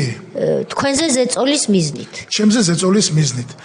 ამ პერიოდში უკვე ის ამირან ვიბლიანი ადვოკატი ვახსენებდა და შემოდიოდა ჩემთან და ამას ამბები ხო გამოქონდა რა მდგომარეობაში ხომ ნახა რა დღეშიაც ვიყავი და გადაწყვიტეს ჩემი ბიძაშვილი ას გარდაცვლილი თელიანი ველის მთავარი მეღვინე იყო სიმონი მეგუთნიშვილი ეგ არის მგია ლორდ კიფანიძის ჯგუფელი და გადაწყვიტა ამ ბიჭმა რომ მისულიყო თავის ჯგუფელთან და ეთხოვა ჩემზე და ჩემ ბიძაშვილზე რომ ერთი პაპის განაყარიშვილი შვილები ვართ რა და თავის ჯგუფელთან ერთად მივიდა ამ გია ლორდ კიფანიძესთან სახლში დილით დაუკაკუნა და უთხრა რომ იქიდან ისა სიმონი ვარო რა და ეხლა ვერ შეგხვდებითო თავის ორი ჯგუფელია მისული ორი ჯგუფელი ოღონდ ეს ის ლორდ კიფანიძე არ არის ვინც თქვენთან გლდანში დადის და ვინც გაგაუბედურა ეს არის ძმა გია ლორდ კიფანიძე აი ეს რო ახსნათ ანუ ძმასთან ძმა გია ლორდ კიფანიძესთან მივიდნენ სახლში ეს ძმა ვინ იყო ამ დროს ეს იყო ვანო მერაბიშვილის მოადგილე გასაგებ. ანუ შინაგან საქმეთა მინისტრის მოადგილეა ერთი ძმა, სახელად გია. ეს ჩვენ ვიცით, მაგრამ ახსნათ. ძმა და კახეთის უშიშროების კუდის უფროსის მოადგილეა მეორე ძმა დათო, რომელმაც თქვენ ამოგიჩემათ და გაუბედურებთ მიზანმიმართულად. ამ დროს თქვენი გარებიძაშვილი დასავლურად ასე ვიტყვი. აღმოსავლეთში თქვენ არ ვიცი რას ეძახით, ერთი პაპის განაყარით შთამომავალი, ყოველ შემთხვევაში თქვენი სისხლი და ხორცი გადაწყვეტს, რომ მივიდეს მინისტრის მოადგილესთან, რომელიც არის ძმა იმ თქვენი წვალებლის. ეს არის რაც ხდება. კი და ესენი არიან ჯგუფელები. ორი ჯგუფელთან ერთად მივიდა დაუკაკუნეს სახლში და იქიდან უთხრა რომელი ხარო ამა უთხრა ეს სიმონი ვარ მეგუთვილი თქვენ შენი ჯგუფელები ვართ მეორე მას დაუსახელა ამა უთხრა ეხლა ვერ მიგიღებთ არა მცალიაო რა და რა არისო და უთხრა რომ ჩემ ბიძაშვილსო ძალიან აწამებენო რა და იქნებაო რაღაცა მაინც ცოტაო რაღაცა მიეხმარო ან შეღავათიო რა ეხლა კი ვიცით ვინც არის ამ მწვალებლები მაგრამ ქედი გვაქვს მოხრდა ვთხოვოთ რომ იქნება ცოტა შეღავათი მისეო და ეგ არაფერი გაუძლებს გაპარსავენ და გამოუშვებენო ეს სიტყვებია გია ლორდ კიფანიძისა გაპარსავენ და გამოუშვებენ ამის მერე დათო ლორდ კიფანიძე შემოვიდა მეორედ იქიდან ციხის ოფიცერს გაყავხარ და შემდეგ სხვას მიყეხარ უკვე ადმინისტრაციული ესეც ღამის 11 საათზე ხდება 4-5 საათის მერე ციხეში ვერავინ ვერ შედის ვერც ადვოკატი ვერც მამაო აბსოლუტურად კი მაგრამ ეს ამას მწვანე შუქი ქონდა ანთებული 10 11 12 რა დროსაც უნდა და იმ დროს შემოდიოდა ესე ხო ღამის ცხოვრებითაც ყვეთნე ყველაფერს ხო და რო გამომიყვანეს და უკვე ბოლო კორპუსში ვიყავი არ მახსოვს რომელი ედა დე კორპუს სახელწოდებები ვიცოდე ის აღარ ვიცოდე იქით და რომ მივყავდი ესე თავჩაღუნული ხელები უკან დალაგებული და ვისაც მივყავდი იმას ვკითხე რომ ინსტინქტურად ავკითხე რომ სად მიყრევ არ მეთქი რა შეშინებული ვიყავი რაღაცი გამტეხეს რა რო ვიტყვი შემეშინდა რა და სად მიყრევ არ მეთქი და აიო შენი ახლობელია მოსულიო კლეჩიტი კოსტუმი რო მოდის ხოლმე ესე მითხრა და მეუთხე ახლობელი კი არა ეგ არის ყველაფერი ეგ ცემაში აკვლევინებს ჩემ თავს მეთქი ესე ვთქვი და დავამთავრეთ ამით ლაპარაკი ამიყვანეს მესამე სართულზე გამატარეს ეს მუხაძის კაბინეტი არის აქეთ და იქვე 2 მეტრის იქიდან მარცხნივ ოღონდ იყო იქ ეწერა რომ ოლეგ ფაცაციას კაბინეტი ოთახი იქ დახვდა 3 ბიჭი ისინი ფორმაში იყვნენ უთხრეს ამას რომ შენ წადი და ჩვენ გადავიყვანთ პატიმარსო ამან უთხრა რომ არა უკაც მე მყავ მოყვანილიო და ამაზე პატარა ის მოხდა იქ შელაპარაკება ერთმანეთში ნუ ბოლოს უთხრეს რომ კაიო მაშინო და ხვალი აქ არ არისო ეს სიტყვები ხო მე მესმოდა შემიყვანა ამ ლორდ კიფანიძემ დამსვეს იმ მეტყვიან შედი უნდა შევიდე დაჯექი უნდა დაუჯდე და ამ პერიოდში მიდის ჩემი წამება გამიყვანდნენ ყოველი სართულის ბოლოში არის აბანო გამიყვანდნენ აბანოში არის 2 ოთახი ესაბანო პირველი ოთახი გასახდელი ქვია მაგრამ იქ არაფერი არ ადგა ერთი სკამი არის 40 სანტიმეტრის სიმაღლის არის რკინის უგოლნიკებით დაკრული იატაკზე და შიგარი ჩამჯდარი ფიცა რაზეც უნდა დაჯდი და დასმელი გაიხადო და იმ რკინაზე გამომაბავდნენ ბორკილით დამადებდნენ ბორკილს დამსვავდნენ დამადებდნენ ბორკილს და ზურგი სახე თავი ყველგან დუბინკა მუშტი გაშლილი ხელი ციხიდან რომ გამოვლე მე ოპერაცია გავიკეთე მესამე 4 მალა მქონდა დაზიანებული ახლა ციარული მიჭირს კლინიკა ინოვაში ჩუტკერაშვილმა გამიკეთა ოპერაცია და გადაადგილება მიჭირდა ძალიან ვერ დავდიოდი ეს იქ მიღწეული შედეგია ეს ყველაფერი ამ ლორდ კიფანიძემ მითხრა რომ რამდენს გადაიხდი ესე პირდაპირ აი როგორც თელავის ბაზარში ივაჭრო მე ვთხარი რომ რა ვიცი მეკაც მე ამდენზე მეც ვერ გადავიხდი რა ციფრი დავასახელე რაღაც $50,000 არა მაგფასად ვერ გაგიშვებთ გია ლორდ კიფანიძე დავაზუსტე არა დათო ლორდ კიფანიძე დათო ის შემოდიოდა მარტო მე გია ლორდ კიფანიძე არ მინახია მაგრამ კრიშა და ის ყველაფერი დარეკვები და შემოსვლა იმის დამსახურება იყო ეს მე იღებს ტელეფონს გადის ოთახიდან კარები იკეტება და ვიღაცას ელაპარაკება მე არ ვიცი მე ოთახში ვზივარ ის ტელეფონს აიღებს გავა გარეთ ნუ 1 საათი რომ მელაპარაკდნენ და ვერ გამტეხეს სრული ამ სტოს მნიშვნელობით რომ მე ვთქვი რომ ფიზიკურად მე ვერ შევდე ამაზე მე თანხის გადახდას მე ხო ვიცოდი რა და როგორ და რანაირად 1 საათს მე მითხო კაი მაშინ იყავიო და მაგფასად არავინ არ გაგიშვებსო გავიდა წავიდა ის ვინც მე გადმომიყვანა ადმინისტრაციულ კორპუსში გარეთით გაუთხრა რომ წაიყვანე ესო ანუ თქვენ უკვე გქონდათ ოჯახს შეთავაზებული რაღაც რაზეც გითხრეს რომ ამ ფასად არ გამოვა არა უკვე ჩემები რომ ვერ დაითანხმეს იქ უკვე ჩემთან დაიწყეს ქარხანა იმაში ციხეში სიარული კიდე თქვენ რამე შესთავაზეთ რომ აი ამდენს მე ვთქვა რომ $50,000-ზე მეც ვერ გადავიხდი მე შესთავაზეთ მე შევთავაზე იმიტომ თვითონ მკითხა რომ რამდენს გადაიხდიო და მე ვთქვა ამაზე მეც ვერ გადავიხდი მეთქი და უთხრეს იმათ რომ წავიყვანე მე კამერაში რომ მოვდივართ კამერაში ადმინისტრაციული შენობიდან ჩემ კორპუსამდე ეს ბიჭი მეუნება ეს რომ უკან არ მოიხედო და ესე მითხრა რომ ის რომ გამოდიოდა გარეთ ტელეფონზე ვიღაცას ურეკავდა და ეუბნებოდა რომ ამაზე მეც არ იხდის ეს რაღაცები და ის იქიდან ეუბნებოდა რომ ალბათ ეს სიტყვა ტისკი გაუზარდეთო და ამანაც უთხრა რომ ტისკს გაუზრდითო აი იმ პიროვნება მითხრა თან მითხრა უკან არ მოიხედო და თავისთვის ესე ლაპარაკობდა და მივდიოდით ეს გამაფრთხილად ეს იგივეა ვინც რომ იგიყვანათ და გადაბარებაზე რომ მოვიდა ერთი და იგივე რო არ დამანება თავი კი რატო მოგექცათ ასე ეს ადამიანი რა ვიცი ალბათ ღმერთის წამდა ალბათ ოჯახში გაზრდილი იყო და მაგიტომ რა მაგიტომ ხო იქაც ხო შეიძლება 100-დან 2 ადამიანი გამოდგეს ნორმალური და რომ მიმიყვანა კიბეები ადიოდა ესე ვკითხე რომ ისა მეთქი გვარი სახელი მაინც რომ მე ხო შეიძლება რაღაცაში და არ გინდა ღმერთი ფარავდეს ვეგ მითხრა და მიბრუნდა გადააბარა რა ხნის კაცი იყო ახალგაზრდა ბიჭი იყო ღვთისწინაში იქნებოდა ესე 23-24 წლის აი ამ ასაკის ბიჭებს აუბედურებდნენ მაგრამ მხოლოდ თქვენ გაუბედურებდნენ არამედ ამ ასაკის ახალგაზრდებს ამუშავებდნენ იქ სადაც ხდებოდა ჯოჯოხეთი და აყურებინებდნენ ამას და უნგრევდნენ ფსიქიკას ეს კიდე მარტივი იყო მონაწილეობას აღებინებდნენ ადამიანის დანგრევაში წამებაში და უბედურებაში და ამით ამაყობდნენ ეს იყო დემოკრატიის შუქურა როგორც ამას უწოდა თავის დროზე ჩვენმა ერთ-ერთმა სტრატეგიულმა პარტნიორმა და მისმა წარმომადგენლებმა ეს იყო დემოკრატიის შუქურა თუ ფლოსტებზე კაცი ჭამია ფლოსტები. ეს პირველად გავიგე, მგონია ბატონმა სოზარბაიცის ხოლმე, რომ გონია რომ რაღაცები ვიცითო და ყოველდღე ახალ ამბებს ვიგებთ. კი, ესე იყო. ფლოსტი, რომელიც ინელებს პატიმარს, იმიტომ რომ ბევრი პატიმარი გადის. თქვენ ღმერთმა გადაგარჩინათ ფეხებით წინ, როგორც იტყვიან, მკვდარი გამოდის. მე ჩემი თვალებით ფლოსტები რჩება და უძლებს ბევრ პატიმარს. მე ჩემი თვალებით მაქვს ნახე ყველაფერი. აი რომ ცემას რომ დამიწყდნენ თავიდან, რომ მე უკვე აზრი აღარ აქვს, ვეტყოდი კაცო, რა დანაშაული მაქვს. ყაჩაღი მე არა ვარ, მოძალადე მე არა ვარ, სხვის უბედურებაზე ჩემი ბედნიერება არ ამიგია, მაგრამ აი მნიშვნელობა არ აქვს. იმათ უნდა შეესრულებინათ თავიანთი საქმე, უნდა გაველახე, უნდა ვეცემე, უნდა გაუსაძლის პირობებში ყოფილიყავი, რომ მე დავთანხმებულიყავი ამ ყველაფერზე და აი ამ ფაქტმა ცოტა რაღაცა შემაძლებინა. ეს უკვე 3 თვე გავიდა, მეოთხე თვე დაიწყო ჩემი პატიმრობისა და ისევ ღამე, ისევ შემოვიდა ლორდ კიფანიძე, გამიყვანეს ისევ მუხაძის კაბინეტში, იმ ალიკო მუხაძის კაბინეტში, დამსვეს იმ ადმინისტრაციულ ოთახში და ესე მითხრა, რომ ხვალ ჩვენ გაგიყვანთ. ლორდ კიფანიძე მეუნება ამას. იქ რომ ვინმე მტვინი გადაგიბრუნოს, რომ იმათ გამოგიყვანეს, არ ვიცი, ვისა გულისხმობდა. შენ გარემოცვას ყველას დავიჭერთ. შენ თუ სადმე გაიქცევი, სულ ერთია რომ მეოთხე კაცო სად უნდა გავიქცე პასპორტი თქვენ აგაქვთ პირადობა თქვენ აგაქვთ და მე სად უნდა გავიქცე სად გამქცევი ვარ. მოკლედ თქვენ არ ჩუმდებოდით, სულ ეპასუხებოდით. არა, ყოველთვის, ხო, გაუსაძლისი იყო, იმიტომ რომ ბოლოს უთხარი რომ გაუსაძლისი რო იყო რომ მეოთხე პატარა ბიჭი ხო აღარა ვარ მომისაჯეთ მაშინ რა და მოიხდი ის რაც დავაშავე რა. ეს იცით რატო გითხარით რომ თქვენ თქვით წეღან რაც ცოტა არ მესიამოვნა რომ გამტეხეს ვერ გაგტეხეს რასაც თქვენ ყვებით კიდე ვერ გაგტეხეს იმიტომ რომ არა მაინც გამტეხეს. ყოველჯერზე პასუხს აძლევდით ეს პასუხის გაცემა გმირობის ტოლფასი იყო მაშინ.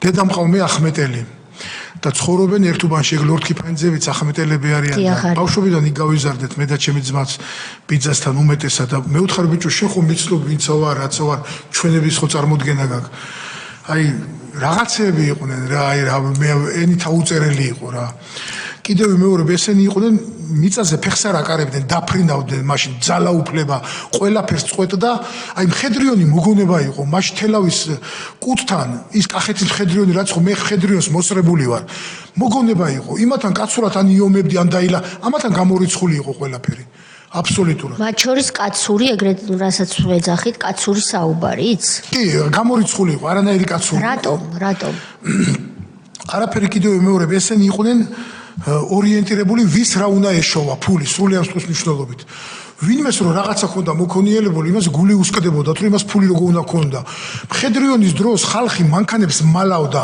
გარაჟებში თივებში როგორც კი მხედრიონი დაიჭირეს 94 წლის 2 მაისი იყო თელავის ბაზრის წინ გამოჩნდა ფქვილის მანქანები გაჩერდა მანქანები მაშინ ნოლსემობა იყო გამოვიდა ხალხმა სიარული დაიწყო კუდის დროს ხალხი მანქანებს მალავდა 2011 წელს ამად დროს ხო ვიღაცას რომ რაღაცა შეეძლო ფიზიკურად არ დადიოდა იმით სხვა რაღაცით უნდა ევლო რომ და აბა რო ამოვდნენ ბატონო ალექსანდრე სააკაშვილი რომ წევს ახლა სულ ამას გვამადლიდა რომ მე დავამთავრე ძველი დრო ვაშენებ ქვეყანას თუ არაფერი არ შეიცვალა და უფრო უარესი გახდა და ადამიანური საუბარიც უკვე შეუძლებელი გახდა ხო არ იცით რას გულისხმობდა რას გულისხმობა და მიშა მაჭავარიანი, მიშა სააკაშვილი, გია ბარამიძე, ეგენი იყვნენ ის პიროვნებები, ვინ ჩამოდიოდნენ თელავში. მე არც ერთი პარტიის წევრი არ ვყოფილი ვარ და არც არასდროს, მაგრამ მოქალაქეთა კავშირის თათბირებს ატარებდნენ. მოქალაქეთა კავშირის თათბირებს. მე ერთადერთი ტყავი შეიცვალეს, ერთ წელიწადში გადატრიალება მოახდინეს თუ შეთანხმებულები იყვნენ. და დასხდნენ თვითონ. მანამდე თვითონა მართავდნენ იმ ქვეყანას. როგორც შევარდნაძის პარტიის წარმომადგენელი. მე ერთს ვიტყვი კიდევ, ვანო მერაბიშვილი ერთი პერიოდი იყო მიწის მესაკუთრეთა ასოციაციის თავმჯდომარე. მე ვიყავი კახეთის მხარის მიწის სამმართველოს უფროსი. USAID-ის პროექტი რო დაიწყო, ქალტონთია თუ გახსოვთ, აი შევარდნაძის ხელმოწერით საკუთრების მოწმობები იგდებოდა. ერთი ნაკვეთი ღირდა $1, როგორ მახსოვს. ჩამოვიდა ჯგუფი, რომელსაც არაფრის გაგებაში არ იყო. და ამ ნაკვეთებს ჩეხავდნენ, ჭრიდნენ, რომ რაც მეტი $1 იქნებოდა უკეთესი. და ფულს ხელზე ატანდნენ და იქიდან ორჯერ ჩემთან პირადად აქ ვანო მერაბიშვილის დარეკილი, რომ შესრულებული სამუშაოს 20% ქეშის სახით უკან უნდა წამოსულიყო. ქეშის სახით. პირადად დაგირეკა. პირადად აქ ჩემთან დარეკილი, პირადად ჩემთან ვანო მერაბიშვილი. როგორც USAID-ის წარმომადგენელმა თუ USAID-ის როგორც მიწის მესაკუთრეთა ასოციაციის თავმჯდომარე, მაგათი პროექტი აფინანსებდა USAID. კი, USAID აფინანსებდა, მაგათი პროექტი იყო, ეგენი მართავდნენ, არ მახსოვს მაშინ 8 მილიონი იყო. ვერ გავიგე, $1 რაში იხდიდნენ? ერთი ნაკვეთი საზომვა ღირდა მაშინ $1. დღეში 100 ნაკვეთი რო გაკეთებულიყო, სიტყვაზე ვიძახი, $100 იყო, 500 ნაკვეთი $500 იყო და ამაზე ხალხი მუშაობდა, ვისაც ხელფასი უნდა აეღო და მე ის რაც ხელფასი უნდა მეეღო, იმაზე აკლდებოდა გაწეული სამუშაოს 20% და ის 20% უკან მიდიოდა, თვითონვე მიქონდათ ის ვინც შემსრულებელი იყო ამ სამუშაოს. აი უბრალოდ იმას ვყვები, რომ ისინი ვინც დამანგრევლები იყვნენ, მე მოვიდნენ როგორც ქვეყნის მხსნელები. აი, ბოდი შეერთი. 20% შეიძლება ვიღაცამ გაიგოს, რომ ეს არის რაღაცის საშემოსავლო გადასახადი. არა. ხელზე ჩვეულებრივ. არავით არის საბუთი. ასაც რუსულ სიტყვას ათკაც ეძახიან. კი, ზუსტად მასე იყო. ანუ მერაბიშვილი NGO-შნიკი უხეშად რო ვთქვათ, რომელიც ფინანსდება USAID-ის მიერ. დიახ. და ვითომ მიწებს არეგისტრირებს, იმიტომ რომ ჩვენ ბევრი ვართ ამოწევის პარლამენტში და მათ შორის მეც ვიგულისხმები, ვინც ძალიან კარგად ვიცით რა პრობლემები დახვდა ქართულ ოცნებას მიწის რეგისტრაციის მიმართულებით. აბსოლუტური ქაოსი და ფენა პრობლემები და ერთ-ერთი ფენა იყო სწორედ ის ხელმოწერილი მოწმობები, რომლებიც ზოგ შემთხვევაში და ზოგ რეგიონში ისე იყო გაცემული, რომ ის რომ აღსრულებულიყო, ქვეყანა დღეს დაშლილი იქნებოდა. ანტისახელმწიფოებრივი ქმედებები იყო დაფინანსებული, ესე იგი უცხოეთიდან. და თქვენ ამბობთ, რომ ეს არასამთავრობო ორგანიზაციის წარმომადგენლები, ამ შემთხვევაში ვანო მერაბიშვილი, მერე მოვიდა ხელისუფლებაში და გააგრძელეს ის მანებლობა, რასაც არასამთავრობო ორგანიზაციის ფარგლებში აკეთებდნენ. ამიტომ თქვენ არ თვლით, რომ რეალურად ახალი ხელისუფლება მოვიდა? არავითარი ახალი ხელისუფლება არ იყო, უბრალოდ შეთანხმებული გადატრიალება მოხდა და ვისთან იყო შეთანხმებული? მე ვთვლი, რომ ამერიკელებთან და საზღვარგარეთთან. იქიდან იყო ყველაფერი. კიდევ რომელ საზღვარგარეთთან ხო არ ფიქრობ? რუსეთიდან ივანოვმა წაიყვანა ასლანაბაშიძე, რა ვიცი, ივანოვმა გადააყენა შევარდნაძე, რა ვიცი, მე მაგ ფაქტების მომსწრეები ვარ, თორე ის პერიოდი, რომ ჩვენი გზები გაიყო იმ პერიოდში. წინანდალში იყო შეხვედრა და სააკაშვილმა სირბილი იწოდა, სოფლის ბოლოში ძლივს მიეწია დაცვა და მანქანა. აი მაგ მოღალატე ადამიანმა, რომელიც ვითომ მე ხალხს პირდებოდა კარგ ცხოვრებას, ისე დღეში გაატარეს წინანდალში ხალხმა, რომ კულტურის სახლიდან გაიქცა ჩვეულებრივ და 500 მეტრში დაცვა იქ დაეწია და მანქანა ისე ჩასვეს სააკაშვილი ისე გარბა. რა თანამდებობაზე იყო ამ დროს სააკაშვილი? ამ დროს უკვე იუსტიციის ministrobაზე თავი დანებებული ჰქონდა და უკვე არჩევნები ახლოვდებოდა და დადიოდა სოფელ-სოფელ. კამპანიის დროს გააქციეს, რატო გაიქცა? კი, კრიტიკის შეეშინდა თუ კითხვების? კრიტიკის შეეშინდა, ყველაფრის შეეშინდა, იმიტომ რომ ეს მართლა არ იყო ესე, როგორც მე ამ მაგათმა ტელევიზიებმა წარმოსახეს, რომ მithom მაშინ ქვეყანა დანგრეული იყო და ნულიდან დაიწყეს და არაფერი არ იყო სამაგისო. ვინა მართავდა მაშინ ქვეყანას შევარდნაძის პერიოდში? ბარამიძე იყო, ნოღაიდელი იყო, მაჭავარიანი იყო, ყველა მინისტრი, ყოფილი მინისტრი იყო რამის სუყველანი, ზოგი შემოსავლებისა, ზოგი ფინანსთა მინისტრი იყო, სუყველანი იყვნენ ეგენი და ვიღა მართავდა ერთი ვინც აინიშეს, 2-3 კაცი და მე მიდიოდა ისინი, რა ქვია იმათ სატელევიზიო დაჭერები რა, სატელევიზიო დაჭერები, რითაც ყველას ეშინოდა, ამით აშინებდნენ ხალხს უყველას. კი ბატონო. დავუბრუნდეთ გლდანის ციხეში, სადაც თქვენ დათო ლორთქიფანიძე შემოვიდა მორიგჯერ უკანონოდ. დიახ. და გითხრათ, რომ ხვალ გაგათავისუფლებთო, გაგიყვანთო ეს სიტყვა თქვა და რის სანაცვლოთო არ უთქვა ამს? მე ვთხარ რომ დათო თუ თქვენ მე უნდა გამიყვანოთ და უფრო მეტი უნდა მითხრათ თანხა მე ვერ შევძლებ ამას და მირჩევნია რომ აქ მოვიხადო ეს სასჯელი ვიდრე მე გამიყვანოთ და მე ესე უკან შემომაბრუნოთ იქ დავილაპარაკებთ იქ მოვილაპარაკებთო და მეტი აღარც ულაპარაკია ჩვეულებრივ გამიყვანეს მეორე დილით მეც და ჩემი ბიძაშვილიც გამოგვიყვანეს ჩამოგვიყვანეს თელავში გაგვასამართლეს შეგვატაინეს გაგვასამართლეს როგორ პირობითი თუ როგორ აქვია არ ვიცი ზუსტად 15000 ლარი შემატაინეს გირაოს სანაცვლოდ გადავიხადე ბანკში ფული და გამოგვიშვეს იმ დღის ეს იყო პარასკევი დღე შეგიცვალეს აღკვეთის ღონისძიება შეგვიცვალეს აღკვეთის ღონისძიება გირაოს სანაცვლოდ ეს იყო პარასკევი დღე შაბათკვირა არაფერი დამრთეს ეტობა ნება რომ სახში ყოფილიყავი ორ შაბათს წამიყვანეს დამიბრეკა ისე ლორდ კიფაინძემ ამიყვანა კუთში შემიყვანეს ლალიაშვილის ოთახში ის მე ჩოულ პოზაში დამხვდა ფეხები სტოლს მაგიდაზე იარაღი გვერდზე დაშლა აწყობა რაღაცეები და სადღაც 2 საათიანი ჩვენი საუბრის მერე პირველად მითხრა რომ დუბაიში ჩვენ ვნახეთ $16,000 სოტკები Land Cruiser 100 ალბათ მაშინ ეგრე იწოდებოდა სოტკები ვნახეთ და უნდა გადაიხადო რაღაც 130 თუ 100 რაღაც მეუნებოდა ნუ ჩვენი 2 საათიანი საუბრის მერე ბოლოს შევთანხმდით რომ მე 30 იანვრამდე უნდა მიმეტანა $110,000 30 იანვრამდე თუ არა და შებრუნდებოდი თუ არა და უკან შევბრუნდებოდი კი ზუსტად ესე მითხრეს ეს გითხრათ ლალიაშვილმა ზურა ლალიაშვილმა სადღაც იანვრის მე თებერვალში დაურეკე და უთხარი რომ მე შემიძლია რომ ეს თანხა გადავიხადო რომ ჩემი სასამართლო არ ატარდება დაგვიძახებენ მე ისე უკან გამოგუშვებენ გადაიდო არ ატარდება არც ერთი სასამართლო არ ჩატარებულა ამ პერიოდში ზუსტად 3 მარტი იყო დამირეკა თვითონ ლორდ კიფანიძემ და მითხრა რომ მეორე დილით 10 საათზე მე უნდა ვყოფილიყავი მათე მოტორში 2000 რომელი წელია 2011-ის 3 მარტი. კი ბატონო. უნდა ყოფილიყავი მათე მოტორსი ვეფხვსა და მოყმის ძეგლთან იყო ისა კი ბატონო. ცენტრი რა მანქანების მივედი იქ ჩემი მანქანა და ჯიბეში უნდა მდებოდა $68,000 რა თა უნდა მიმეტანა $68,000 3 მარტი იყო დედის დღე მუშაობა არ იყო მაგრამ ის ცენტრიც ამუშავეს ჩვეულებრივ შეუკვეთეს Land Cruiser 200 და ამზადებდნენ ამ მანქანას ჩვენ მე ჩამსვეს მანქანაში და წამიყვანეს გუდვილში დიღომში იქ მუშაობდა TBC ბანკის ფილიალი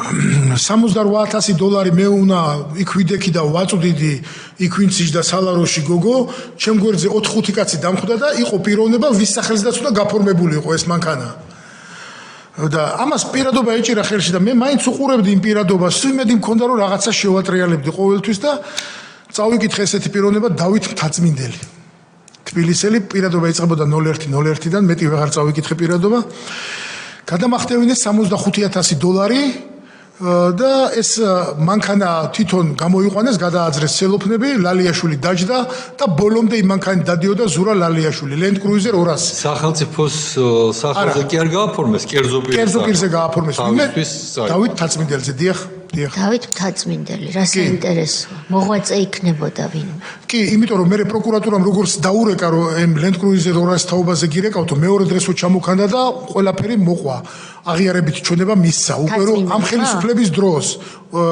უკვე მე რო საჩივარი შევიტანე ამასაც მიჩივლიათ პროკურატურაში რატომ აშინებთ არ მიჩივლიაო არა მე კი უკვე მეორე საქმეზე იჩივლი მეორე საქმეზე კი აგაშენებთ ღმერთი არა მეორე საქმეზე კი მეორე საქმეზე კიდევ კარგი ძალიან 15 მარტს დამირეკა ისევ ლორდ კიფანიძემ და მითხრა რომ მე ჩემ თანამშრომელს გამოგიგზავნი დახვდი სოფლის ცენტრში და უნდა ვიყოთ ტოიოტა ცენტრში უნდა მივიდე დილის 10 საათზე და უნდა მქონოდა თან $42,000 პული მე $42,000 აი ხელში მიკავია სურათები გადავაღებინე ჩემ მეგობრებს რო ვჯდები იმათ მანქანაში და ფული რომ მიჭირავ ხელში მაგათმა თანამშრომელმა ის ბიჭი არაფერ შუაში არ იყო საერთოდ მაშინ ძღოლი იყო ჩამომიყვანეს ტოიოტა ცენტრში მანქანიდან არ გადმოგვიშვეს იქვე იმ თავიანთ თანამშრომელთან ერთად დამხვდა 4-5 კაცი მე ვცნობდი მარტო ამ ლალიაშვილს და ლორდ კიფანიძეს სხვებს ვერ ავცნობდი ფიზიკურად ვიღარც გვარი ვიცოდი არც სახელი ჯერ დაგვათვლევინეს $21,000 მიუთვალეთ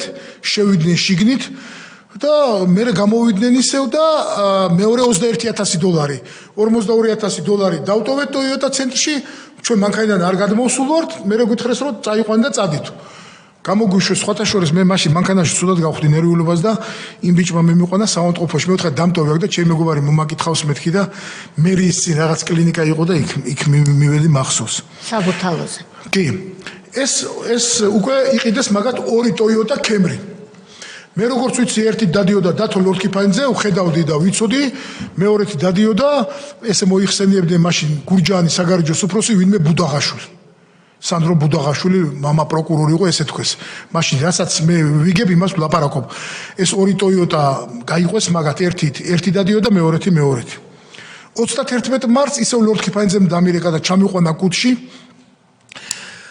ის Land Cruiser 200 რო ვიყიდეთ იქ ფასი დააკლებინეს როგორც მე მივხვდი იმიტომ რომ უკან $3,000 დამრჩა და მითხრეს ეგ წაიღეო და მე ერთნაირად გამოგართმევდო ამას იმიტომ ყვები რომ რაფულიც დანარჩენის მთელი არ იყო რა ჩემთან იყო ნაწილი კიდე არ მახსოვს რამდენი $1000 ალბათ 3-5 და ლორკიპანძემ დამირეკა ჩამიყვანა კუთში და მითხრა შენთან ხო ფულია დარჩენილიო და კი მე უთხარ დარჩენილია რაზდაც შევთანხმდით და კი მეთქი და აი მანქანაშიო მაგნიტოფონები უნდა ჩავაყენო და სიგნალიზაციები უნდა აუყენოთო და ახალ მანქანას რომელ მაგნიტოფონზეა ლაპარაკი და რომელ სიგნალიზაციაზე სასაცილოა და ეგ $2-იო გადაახურდავე ლარათო ჩვენ თანამშრომელი მოვაო და მოედანზე დაველოდე მოედანზე დავახურდავე და რაღაცა ეს რკინის $2 იყო მაშინ ისიც რეზინში ჩავდე რომ კურსით არ მიანგარიშონ მეთქი იგეთ სიტუაციები იყო და გავატანე ის ფულიც რა რო იტყვიან და მაგით დავამთავრე მაგათთან ურთიერთობა უკვე 2011 რო აი უკვე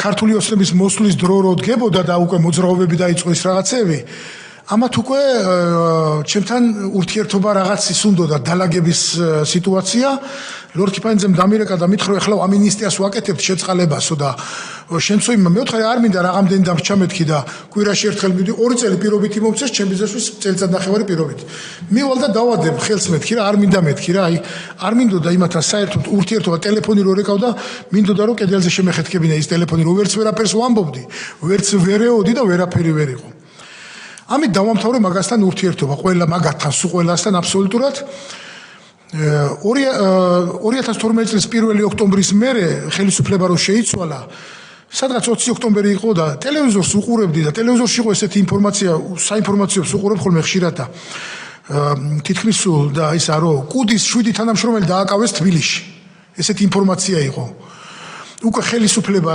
იცვლება ესენი ჯერ ისევ იმ ადგილებზე მუშაობენ ესენი არ არიან შეცვლები მე ჩავთვალე რომ ეხლა მე ჩემი დრო იყო და რაღაც უნდა მომემოქმედა მე მივედი ის პირველად რომ პიროვნება მოგზავნეს ის გრძელიშვილი გარეწარი ჩვეულებრივი ის ვინც მოგზავნ იმის სიმამრთან მივედა უთხარ რომ მე შენი სიძე არც გამილახია არც მანქანა დამიტრემია ვაფშე რაფერი არ ჩამიდენია ეხლა შენ ჩახვალ კუთში და შენ სიძე სეტყვი რომ სანდრო იყო ჩემთან მოსული და თხოვლობს ფულს თუ არა და მე ორი ვარიანტი მაქვს მეთქი აი ესე უთხარი სიტყვა სიტყვით ან ეგენი უნდა დავხოცო ან არა და უნდა ვიჩივლო მე გდანში მეორე ჩემსვლელი არა ვარ მოხუცი მშობლები მყავდა ამიტომ მე საჩივარს ვაპირებ რა და ის ფული უნდა დამიბრუნდონ სუნთელი და დავცილდეთ ესე მეთქი პიროვნება მითხრა რომ კი ბატონო მე ახლავე წავალ ნუ ჩავიდა პიროვნება ეთყობა ნახა ილაპარაკეს ზუსტად საათნახევარში დამირეკა ჩემმა მეგობრებმა ყოფილი პროკურორია იყო გარდაიცვალა და მითხრა რომ ლორკიპანძე ჩემთან იყო სახში მოსულიო და კითხავ რომ რა უნდა სანდროსო და მე ვთქვა თქვენ არ იცით რა მინდა კაცოობა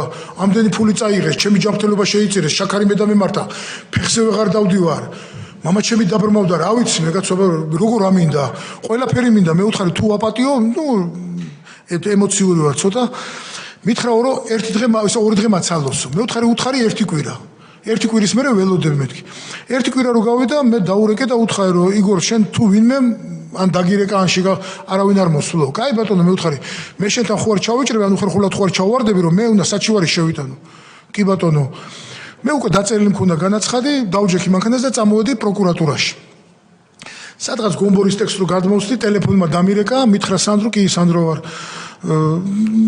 კახეთის სამხარეოს უფროსი მაშინ დაინიშნა ლექსო ჭიკაიძე იმის მოადგილე იყო ვანო პოპიაშვილი მე როგორც მახსოვს და მითხრა რომ იქნებ მობრუნდე ჩამოხვიდე რომ დალაპარაკება გვინდა მე ვთქარი მე პროკურატურაში მივდივარ და თუ იმიტომ მიბარებთ რომ მე უნდა გავჩუნდე გამორიცხული არ გავჩუ არა ჩამოდი მოbrunდი ჩავედი შემახვედრეს ლექსო ჭიკაიძეს ვისაუბრეთ 1-15 წუთი მითხრა რომ პროკურატურაში უნდა წავიდეთ და ჩვენებე უნდა მისცეო კი ბატონო მე ვთქარი დაწერილი მაქვს ყველაფერი ბარემ მეთქი და სადღაც 2 საათი იყო დღის 2 საათი მივედით პროკურატურაში ორი გამომძიებელი იყო მკითხავდნენ ღამის 3 საათზე გამომიშვეს ბატონი ლექსოც წამოყვათ კი ბატონმა ლექსო მიმიყვანა კი და მითხრა ესეთი რამე რომ ნებისმიერ დროს რა წამს დაგჭირდები აი ეს არის ჩემი ნომერი დამირეკე მე მადლობის ნიშნად მეტი არაფერი არ მეთქმის ყოველ წუთს ზარზე ვარ თუ რამე იყოს ან მუქარა რაღაცა ჯერ რაღაც შემაშინებდნენ უკვე გამორიცხული იყო უკვე იგეთ მაშინ ვიყავი და დაიწყო დაკითხვები ჩვეულებრივ ეს პოლიციის უფროსიც დაიბარეს მოადგილეც ეს ლორკიპანიძე ლალიაშვილი გაქცეული ამ იგივე მომენტალურად გაიქცა ლორკიპანიძე დააკავეს მალევე სადღაც 2 კვირაში მეორე დღეს სააკაშვილი გამოვიდა ყვარელში და კომენტარი გააკეთა, რომ ლორდ კიფანიძის დაკავებაო პოლიტიკურიაო. ლორდ კიფანიძე დააკავეს პოლიტიკური სიტუაცია არისო და რაც მე მოუყევი ამათი მონაწილეობით, ეგ თუ პოლიტიკურია ყაჩაღობა რა არის, მე არ ვიცი. ეს ლალიაშვილი გაქცეულია, ლორდ კიფანიძე დაპატიმრებულია, სასამართლოები მიდის, მაგრამ ლალიაშვილი ვერ მოყავთ. ჩემი სასამართლოები გაიწელა სადღაც ალბათ 3 წელი. თქვენ განიჭეს დაზარალებული სტატუსი. კი, პროკურატურა მომანიჭა დაზარალებული. როგორ? კი, ორივეს მოგვანიჭეს დაზარალებული სტატუსი. ჩემი სასამართლო გაიწელა სადღაც 2 წელიწადი, 2 წელიწად ნახევარი. ლორდ კიფანიძე 2 თვის მერე გამოუშვეს. სიტუაცია იყო ეგეთი, რომ ბოლოს დამიძახა მაშინდელმა პროკურორმა გვარიცუცის სახელით თუ მეტყვით ვიტყვი მაგასაც მითხრა რომ ლალიაშვილი უნდა ჩამოვიდეს, ჩვენ უნდა დავაკავოთ, მაგრამ იმავე დღის უნდა გაუშვათ. რატო მეუთხე, რატო უნდა გაუშვათ? დანაშაულია რა აქვს? ან ლორდ კიფანიძე რატო გამოუშვით? ჩვენ მაგათ მე არ ვიცი ვინ იყო რახელიერია იქ, ვინ იყო ჩარეული.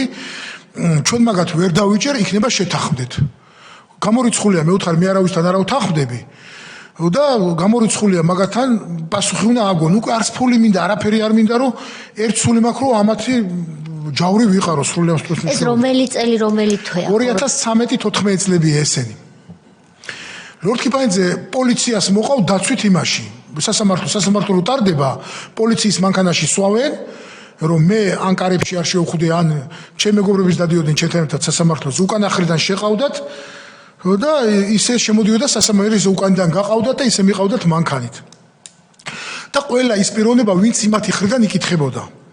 ჩამოვიდა ეს ლალიაშვილი ივნისი იყო, არ მახსოვს 16 თუ 17 საზღვარზე დააკავეს, მეორე დღე სასამართლო ჩაატარეს, მე არ შემიშვეს სასამართლოზე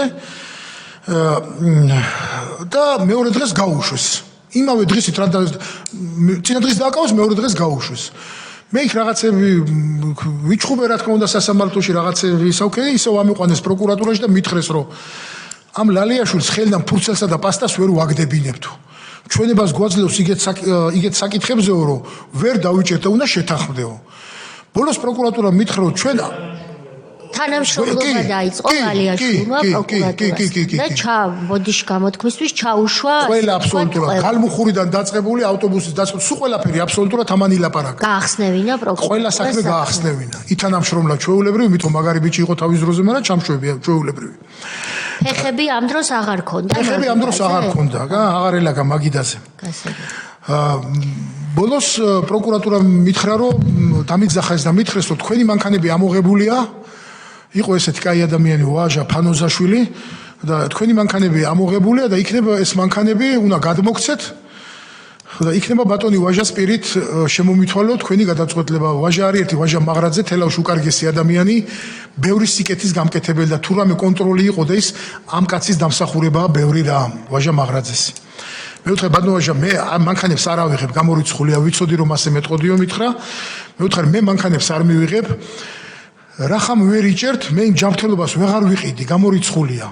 ვერაფერს ვეღარ დავიბრუნებ უკან, ვერც მე და ვერც ჩემი ოჯახის წევრები, გამორიცხულია, ამიტომ მე თანხა უნდა მივიღო ბოლომდე, რაც წამართვეს, იმიტომ რომ რაღაც შეურაცხყოფილად, სულში ჩაფურთხებული, წაქცეულად ვიყავ იმ პერიოდში და თავის ხელით როგორც მე მატაინებდნენ ფულს, ისე უნდა მოვატაინო თავის ხელით დოკაპეიკა ყველაფერი მეთქი. ეს სასამართლოები მიდის, ეხლა ამათ მახვედრებენ, რომ აბა იქნებ მოვილაპარაკოთ და მე ვთქვი, სანამ მე არ მეწოდინება, მანქანა ვინ დაამტრია? შუშები ვინ დამიყარა ქარხნის წინ? ვინ მიიღო, ვინ შეკერა ეს გეგმა? მანამდე მე არაფერის წამსვლელი არა ვარ. ვათქმევინე ყველაფერი, ვინ ჩავიდა, ვინ დაყარა შუშები, ვინ დაამტრია მანქანა, ვისი დავალებით მოხდა გრძელიშვილის მოგზავნა, ვისი დავალებით დაიწერა დასკვნა მithom რომ ამას დაზიანებები აქვს, სულ ყველაფერი ამ ლალიაშვილმა აღიარა რომ ჩემი დავალებით მოხდა შუშების დაყრაც, დაამტრევაც, მონაწილეობდა ეს რაღაცები, მანამდე მე იმათთან არანაირი გარიგება არ მქონია, აბსოლუტურად არაფერი.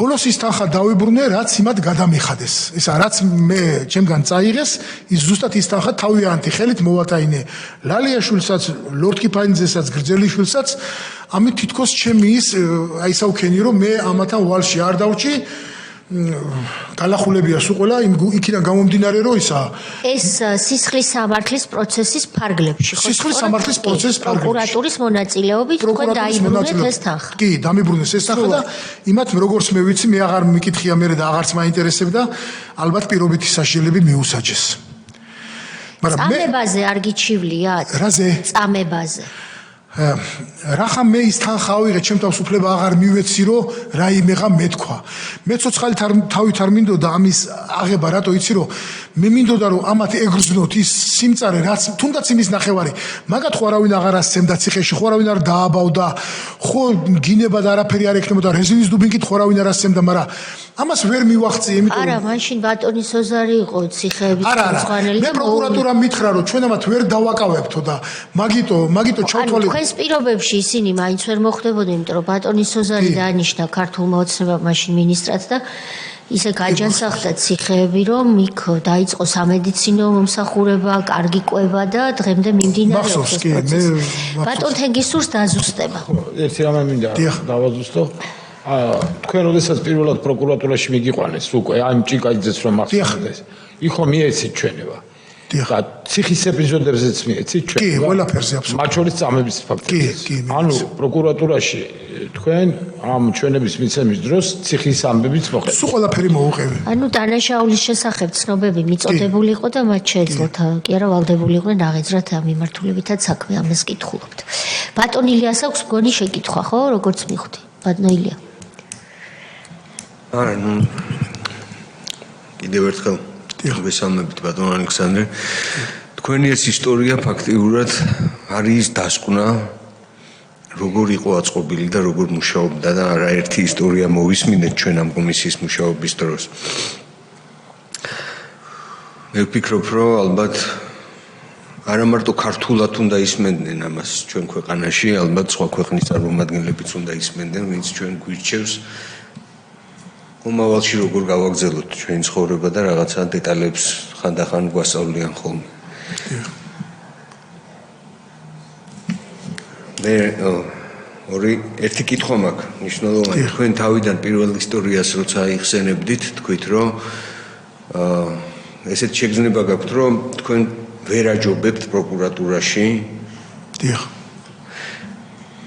იმ ხალხს, ვინც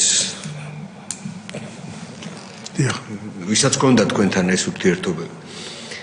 რაზეა ეს დამოკიდებული და რატო გაგიჩნდათ ეს გზნობა და დღემდე რატო მოყვებათ ეს ყველაფერი თქვენ როგორ ფიქრობთ და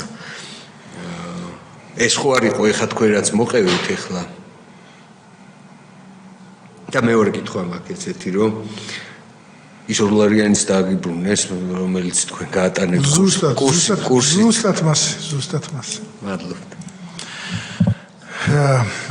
ამ შეკითხვაზე ესე გიპასუხებდით რომ მე დავიბადე და გავიზარდე წინანდალში კი მაგრამ მე ვერავის ვერ ვიცნობდი არავინ არ ამყავდა იგეთი საახლობლო რომ ვინმე ჩამერია რაღაცა მე და ჩემი მეგობარი ვიბრძოდით ერთადერთი ჩვენი შიშველი ხელებით ამ კოდუებს ქვეყანას ცნობდა სუეგენი იყვნენ ყველგან წარმოჩენილები რა ვიცი კოდუები და აქ მომსვლელი ყველა მეორე მაგათ გვარს ახსენებს მაგათ თავიანთი ბედნიერება სხვის უბედურებაზე აქვს აგებული და მე ბოლომდე მჯეროდა რომ მაგათ ვერ მოვერეოდი ეს სამართლებრივი გზით ასე კი მადლობა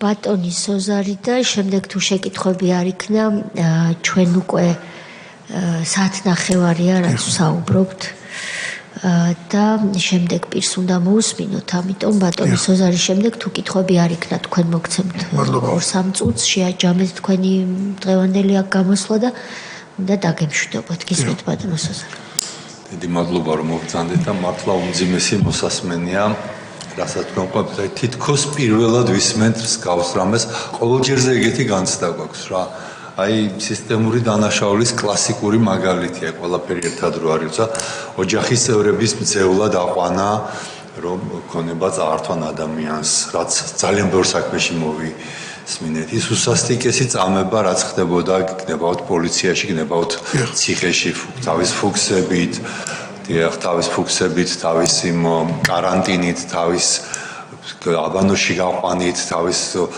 ალექსანდრე მუხაძის კაბინეტში აყვანით და იქ წამებით რას ადამიანი რომელიც კიდევ ერთხელ გავემეორებ დაჯილდოებული ყავს მიხეილ სააკაშვილს ქვეყნის ნომერ პირველი ორდენებით, მათ შორის ვახტანგ გორგასლის ორდენით. გია ლორთქიფანიძე სხვათა შორის დაჯილდოებულია ვახტანგ გორგასლის მეორე ხარისხის ორდენით.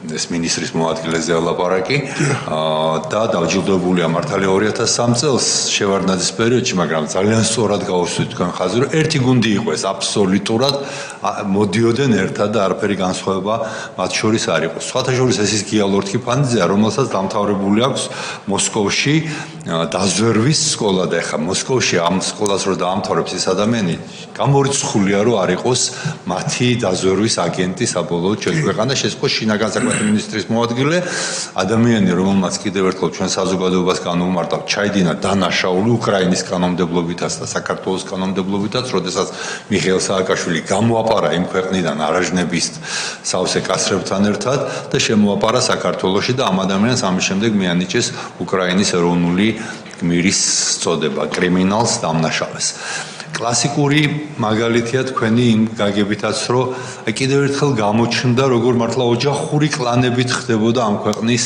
მართვა და ეს კლანები იყვნენ ყველა ბოროტების სათავეში ხშირად ძმები ახალაიები და მათი მამა როლანდა ახალაია ზუგდიდში აქეთ თქვას ლოძბები ლორთქიფანიძეები იქ კოდუები ერთი ბიზნესში მეორე სოდის ხელმძღვანელი მათი დედა რომელიც მე მგონი ამ თელამათ ბიზნეს იმპერიას მართავდა ლაურა გაჭავა მიხეილ სააკაშვილი თავის მასთან ერთად დათო სააკაშვილი რომელიც ძალიან ბევრჯერ გაჟღერდა მისი სახელი როგორც აი ამ ქონებების წართმევის თემაში ერთ-ერთი მთავარი მოთამაშე დედამისი გიული ალასანია რომელზეც მთელი ეს 100 მილიონიანი ქონებები გადააფორმა სააკაშვილმა, უნივერსიტეტები დააყაჩაღეს და გადასცეს ამ ხალხს, ბიძამისი თემურ ალასანია, რომელიც ასევე რუსეთის კაგების მაღალჩინოსანი იყო და დღემდე რჩება დარწმუნებული ვარ და რომელიც ასევე აი ამ ქონებების წართმევის თემებში იყო.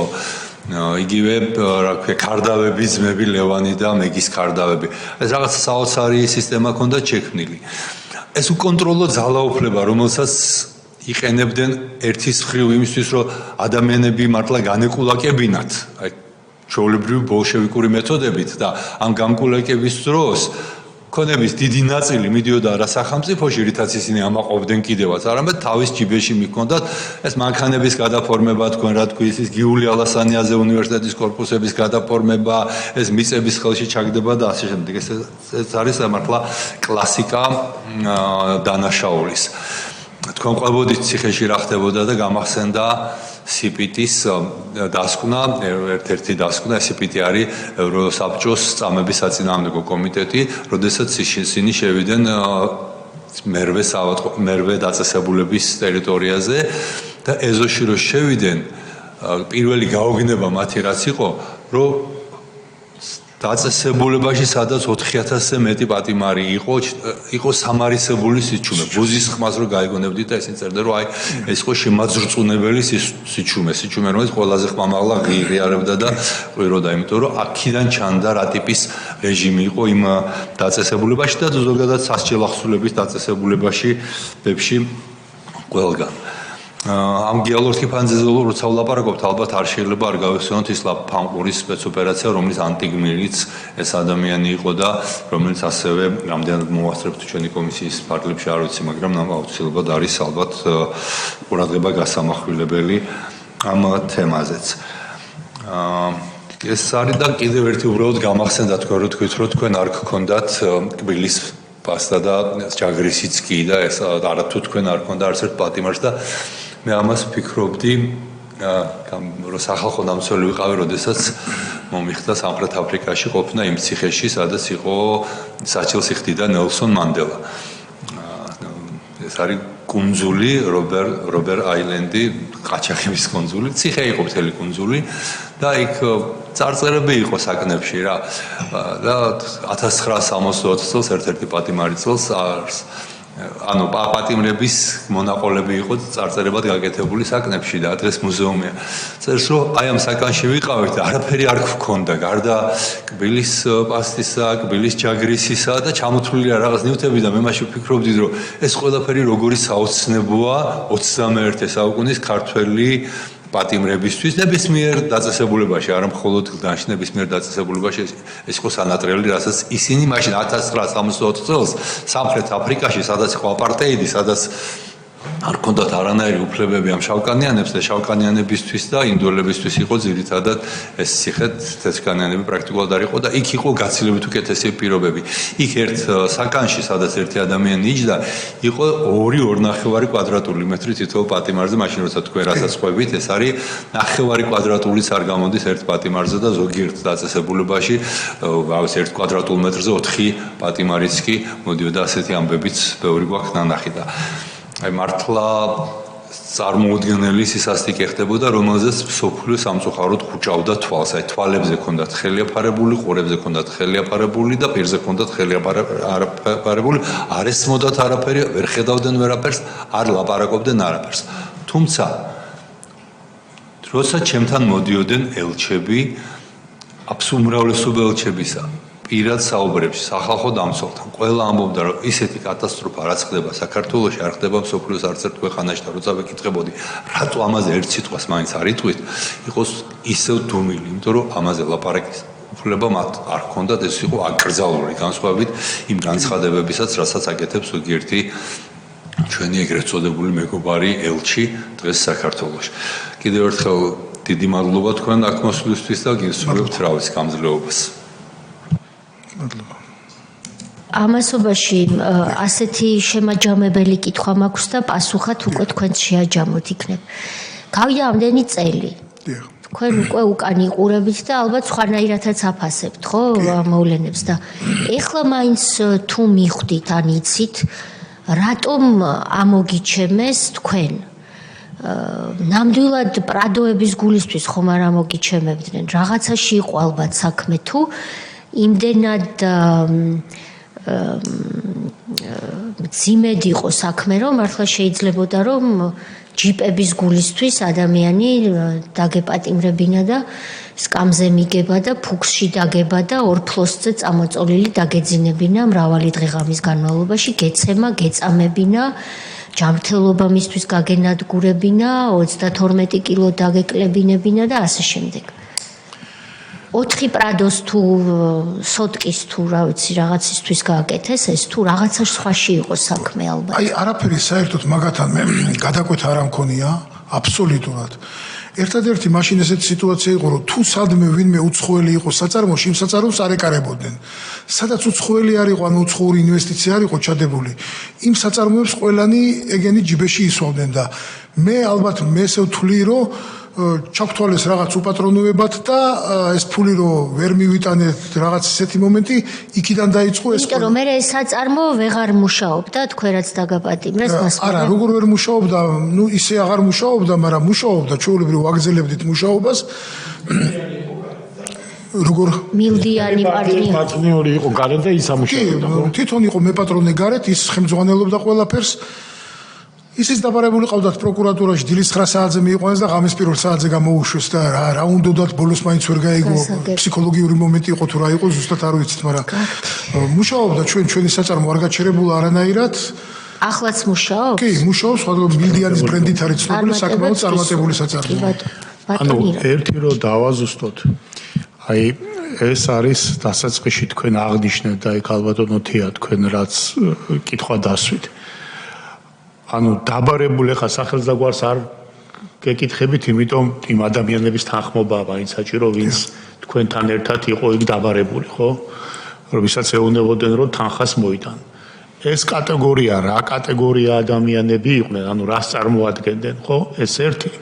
და მეორე, ალბათ თქვენზე ეს არაადამიანური ისტორია გადახდა, იმიტომ რომ რახან თქვენ ცოტათი ასე თქვათ უსიტყვოდ არ შეასრულეთ ეს სამაგალითოდ იყავით დასჯილი ეს პრადო თან დევი ასე თქვათ ბონუსი იყო მაგრამ თქვენ სამაგალითოდ იყავით დასჯილი რომ ვიღაცას აღარ გაებედა კახეთი იქნებოდა თუ საქართველოს ნებისმიერი მხარე აი ესეთი დაყაჩაღების პროცესში წამი მაინც დაეხამხამებინა. აი თქვენ რას ფიქრობთ ამაზე? კი, მე ვფიქრობ, რომ ზუსტად მასე იყო, რომ აი ის დავიჭირეთ და ეგ რა დღეში ჩავაგდეთ, რომ სხვა შიშის სინდრომი დასტესოდა. რაც შეეხება იქ დაბარებულებს, თქვენ მოგეხსენებათ, რომ კახეთში მარტო წინანდალში არის 7 ღვინის ქარხანა. უმეტესად იქ ვისაც დაგვიძახეს, იყო ღვინის ქარხნები, იყო 2 კერძო სავამტყოფო და ჩემთან ერთად, მაგრამ ჩვენი 7 კაცი შეგვიყვანს და მე კიდე მოყავდათ მაღაზიები და ისინი. სოფელ ყარაჯალაში ერთ დღის დაკრიფეს $25,000.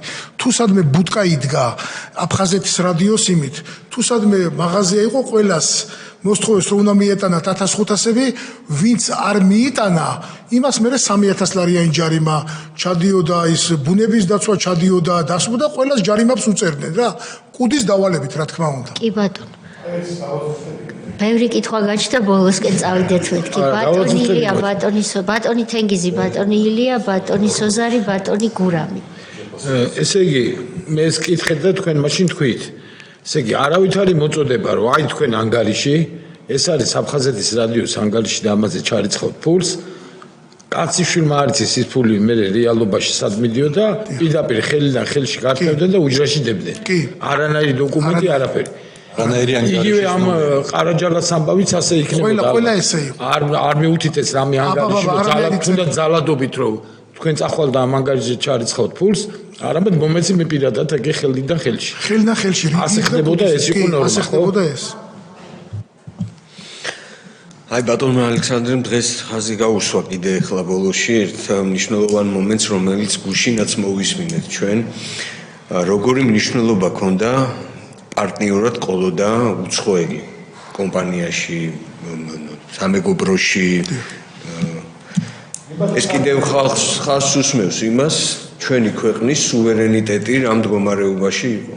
და რაზე იყო დამოკიდებული წარმატება ამა თუ იმ ბიზნესის ან ადამიანის დაცვის მიზნით იყო მნიშვნელოვანი რომ შენ ყოლოდა ვიღაცა უცხოელი ლობისტი ან პარტნიორი ან რაღაც.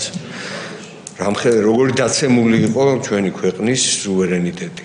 აი კიდევ ერთხელ დღეს კიდე გაჟღერდა ამასთან დაკავშირებით თქვენ თქვით რომ უცხოელი თუ ყავდა, ესე იგი გადარჩენილი იყავი და არ გეკარებოდა არავინ მსგავსი რაღაც. მადლობა, ესე იჩაგრებოდა ყველა ის ქართველი მეწარმე, ვინც იყო სუფთად. ნაწილობრივ ალბათ, ვისაც ხო. მადლობა.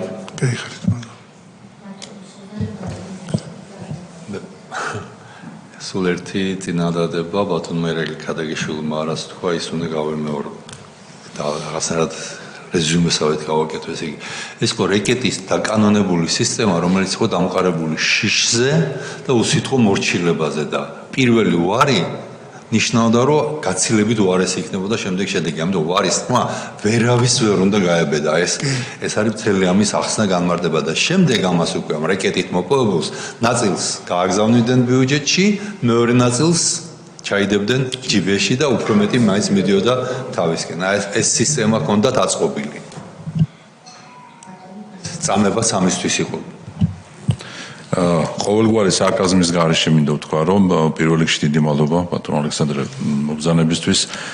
ბევრი სიმბოლო აქვს ნაციონალურ მოძრაობის რეჟიმს, მათ შორის ევროპული სასამართლოს მხრიდან, როგორც დამნაშავე სისტემის შემქმნელი რეჟიმი.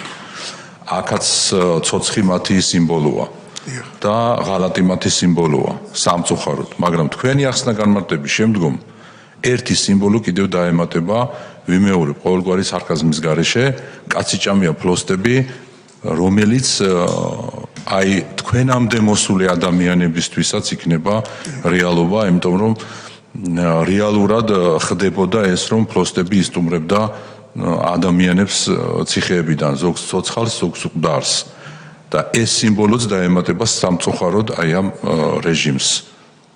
მადლობა. ცოცხლებთან ერთად კი ვთქვი, ცოცხი სიმბოლოა და რეალურია ეს ცოცხი კი არ გამოიგონა ვინმემ რომ ცოცხი რაღაც სიმბოლოა.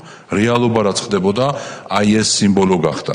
და შესაბამისად აი თქვენი ახსნა განმარტების მერე დაემატება ზუსტად ერთი სიმბოლო, რასაც ქვია კაციჭამია ფლოსტები. ცოცხი კასტილი და კაციჭამია ფლოსტები. ეს არის სააკაშვილის სიმბოლო. თუ გვისმენს რომ იცოდეს.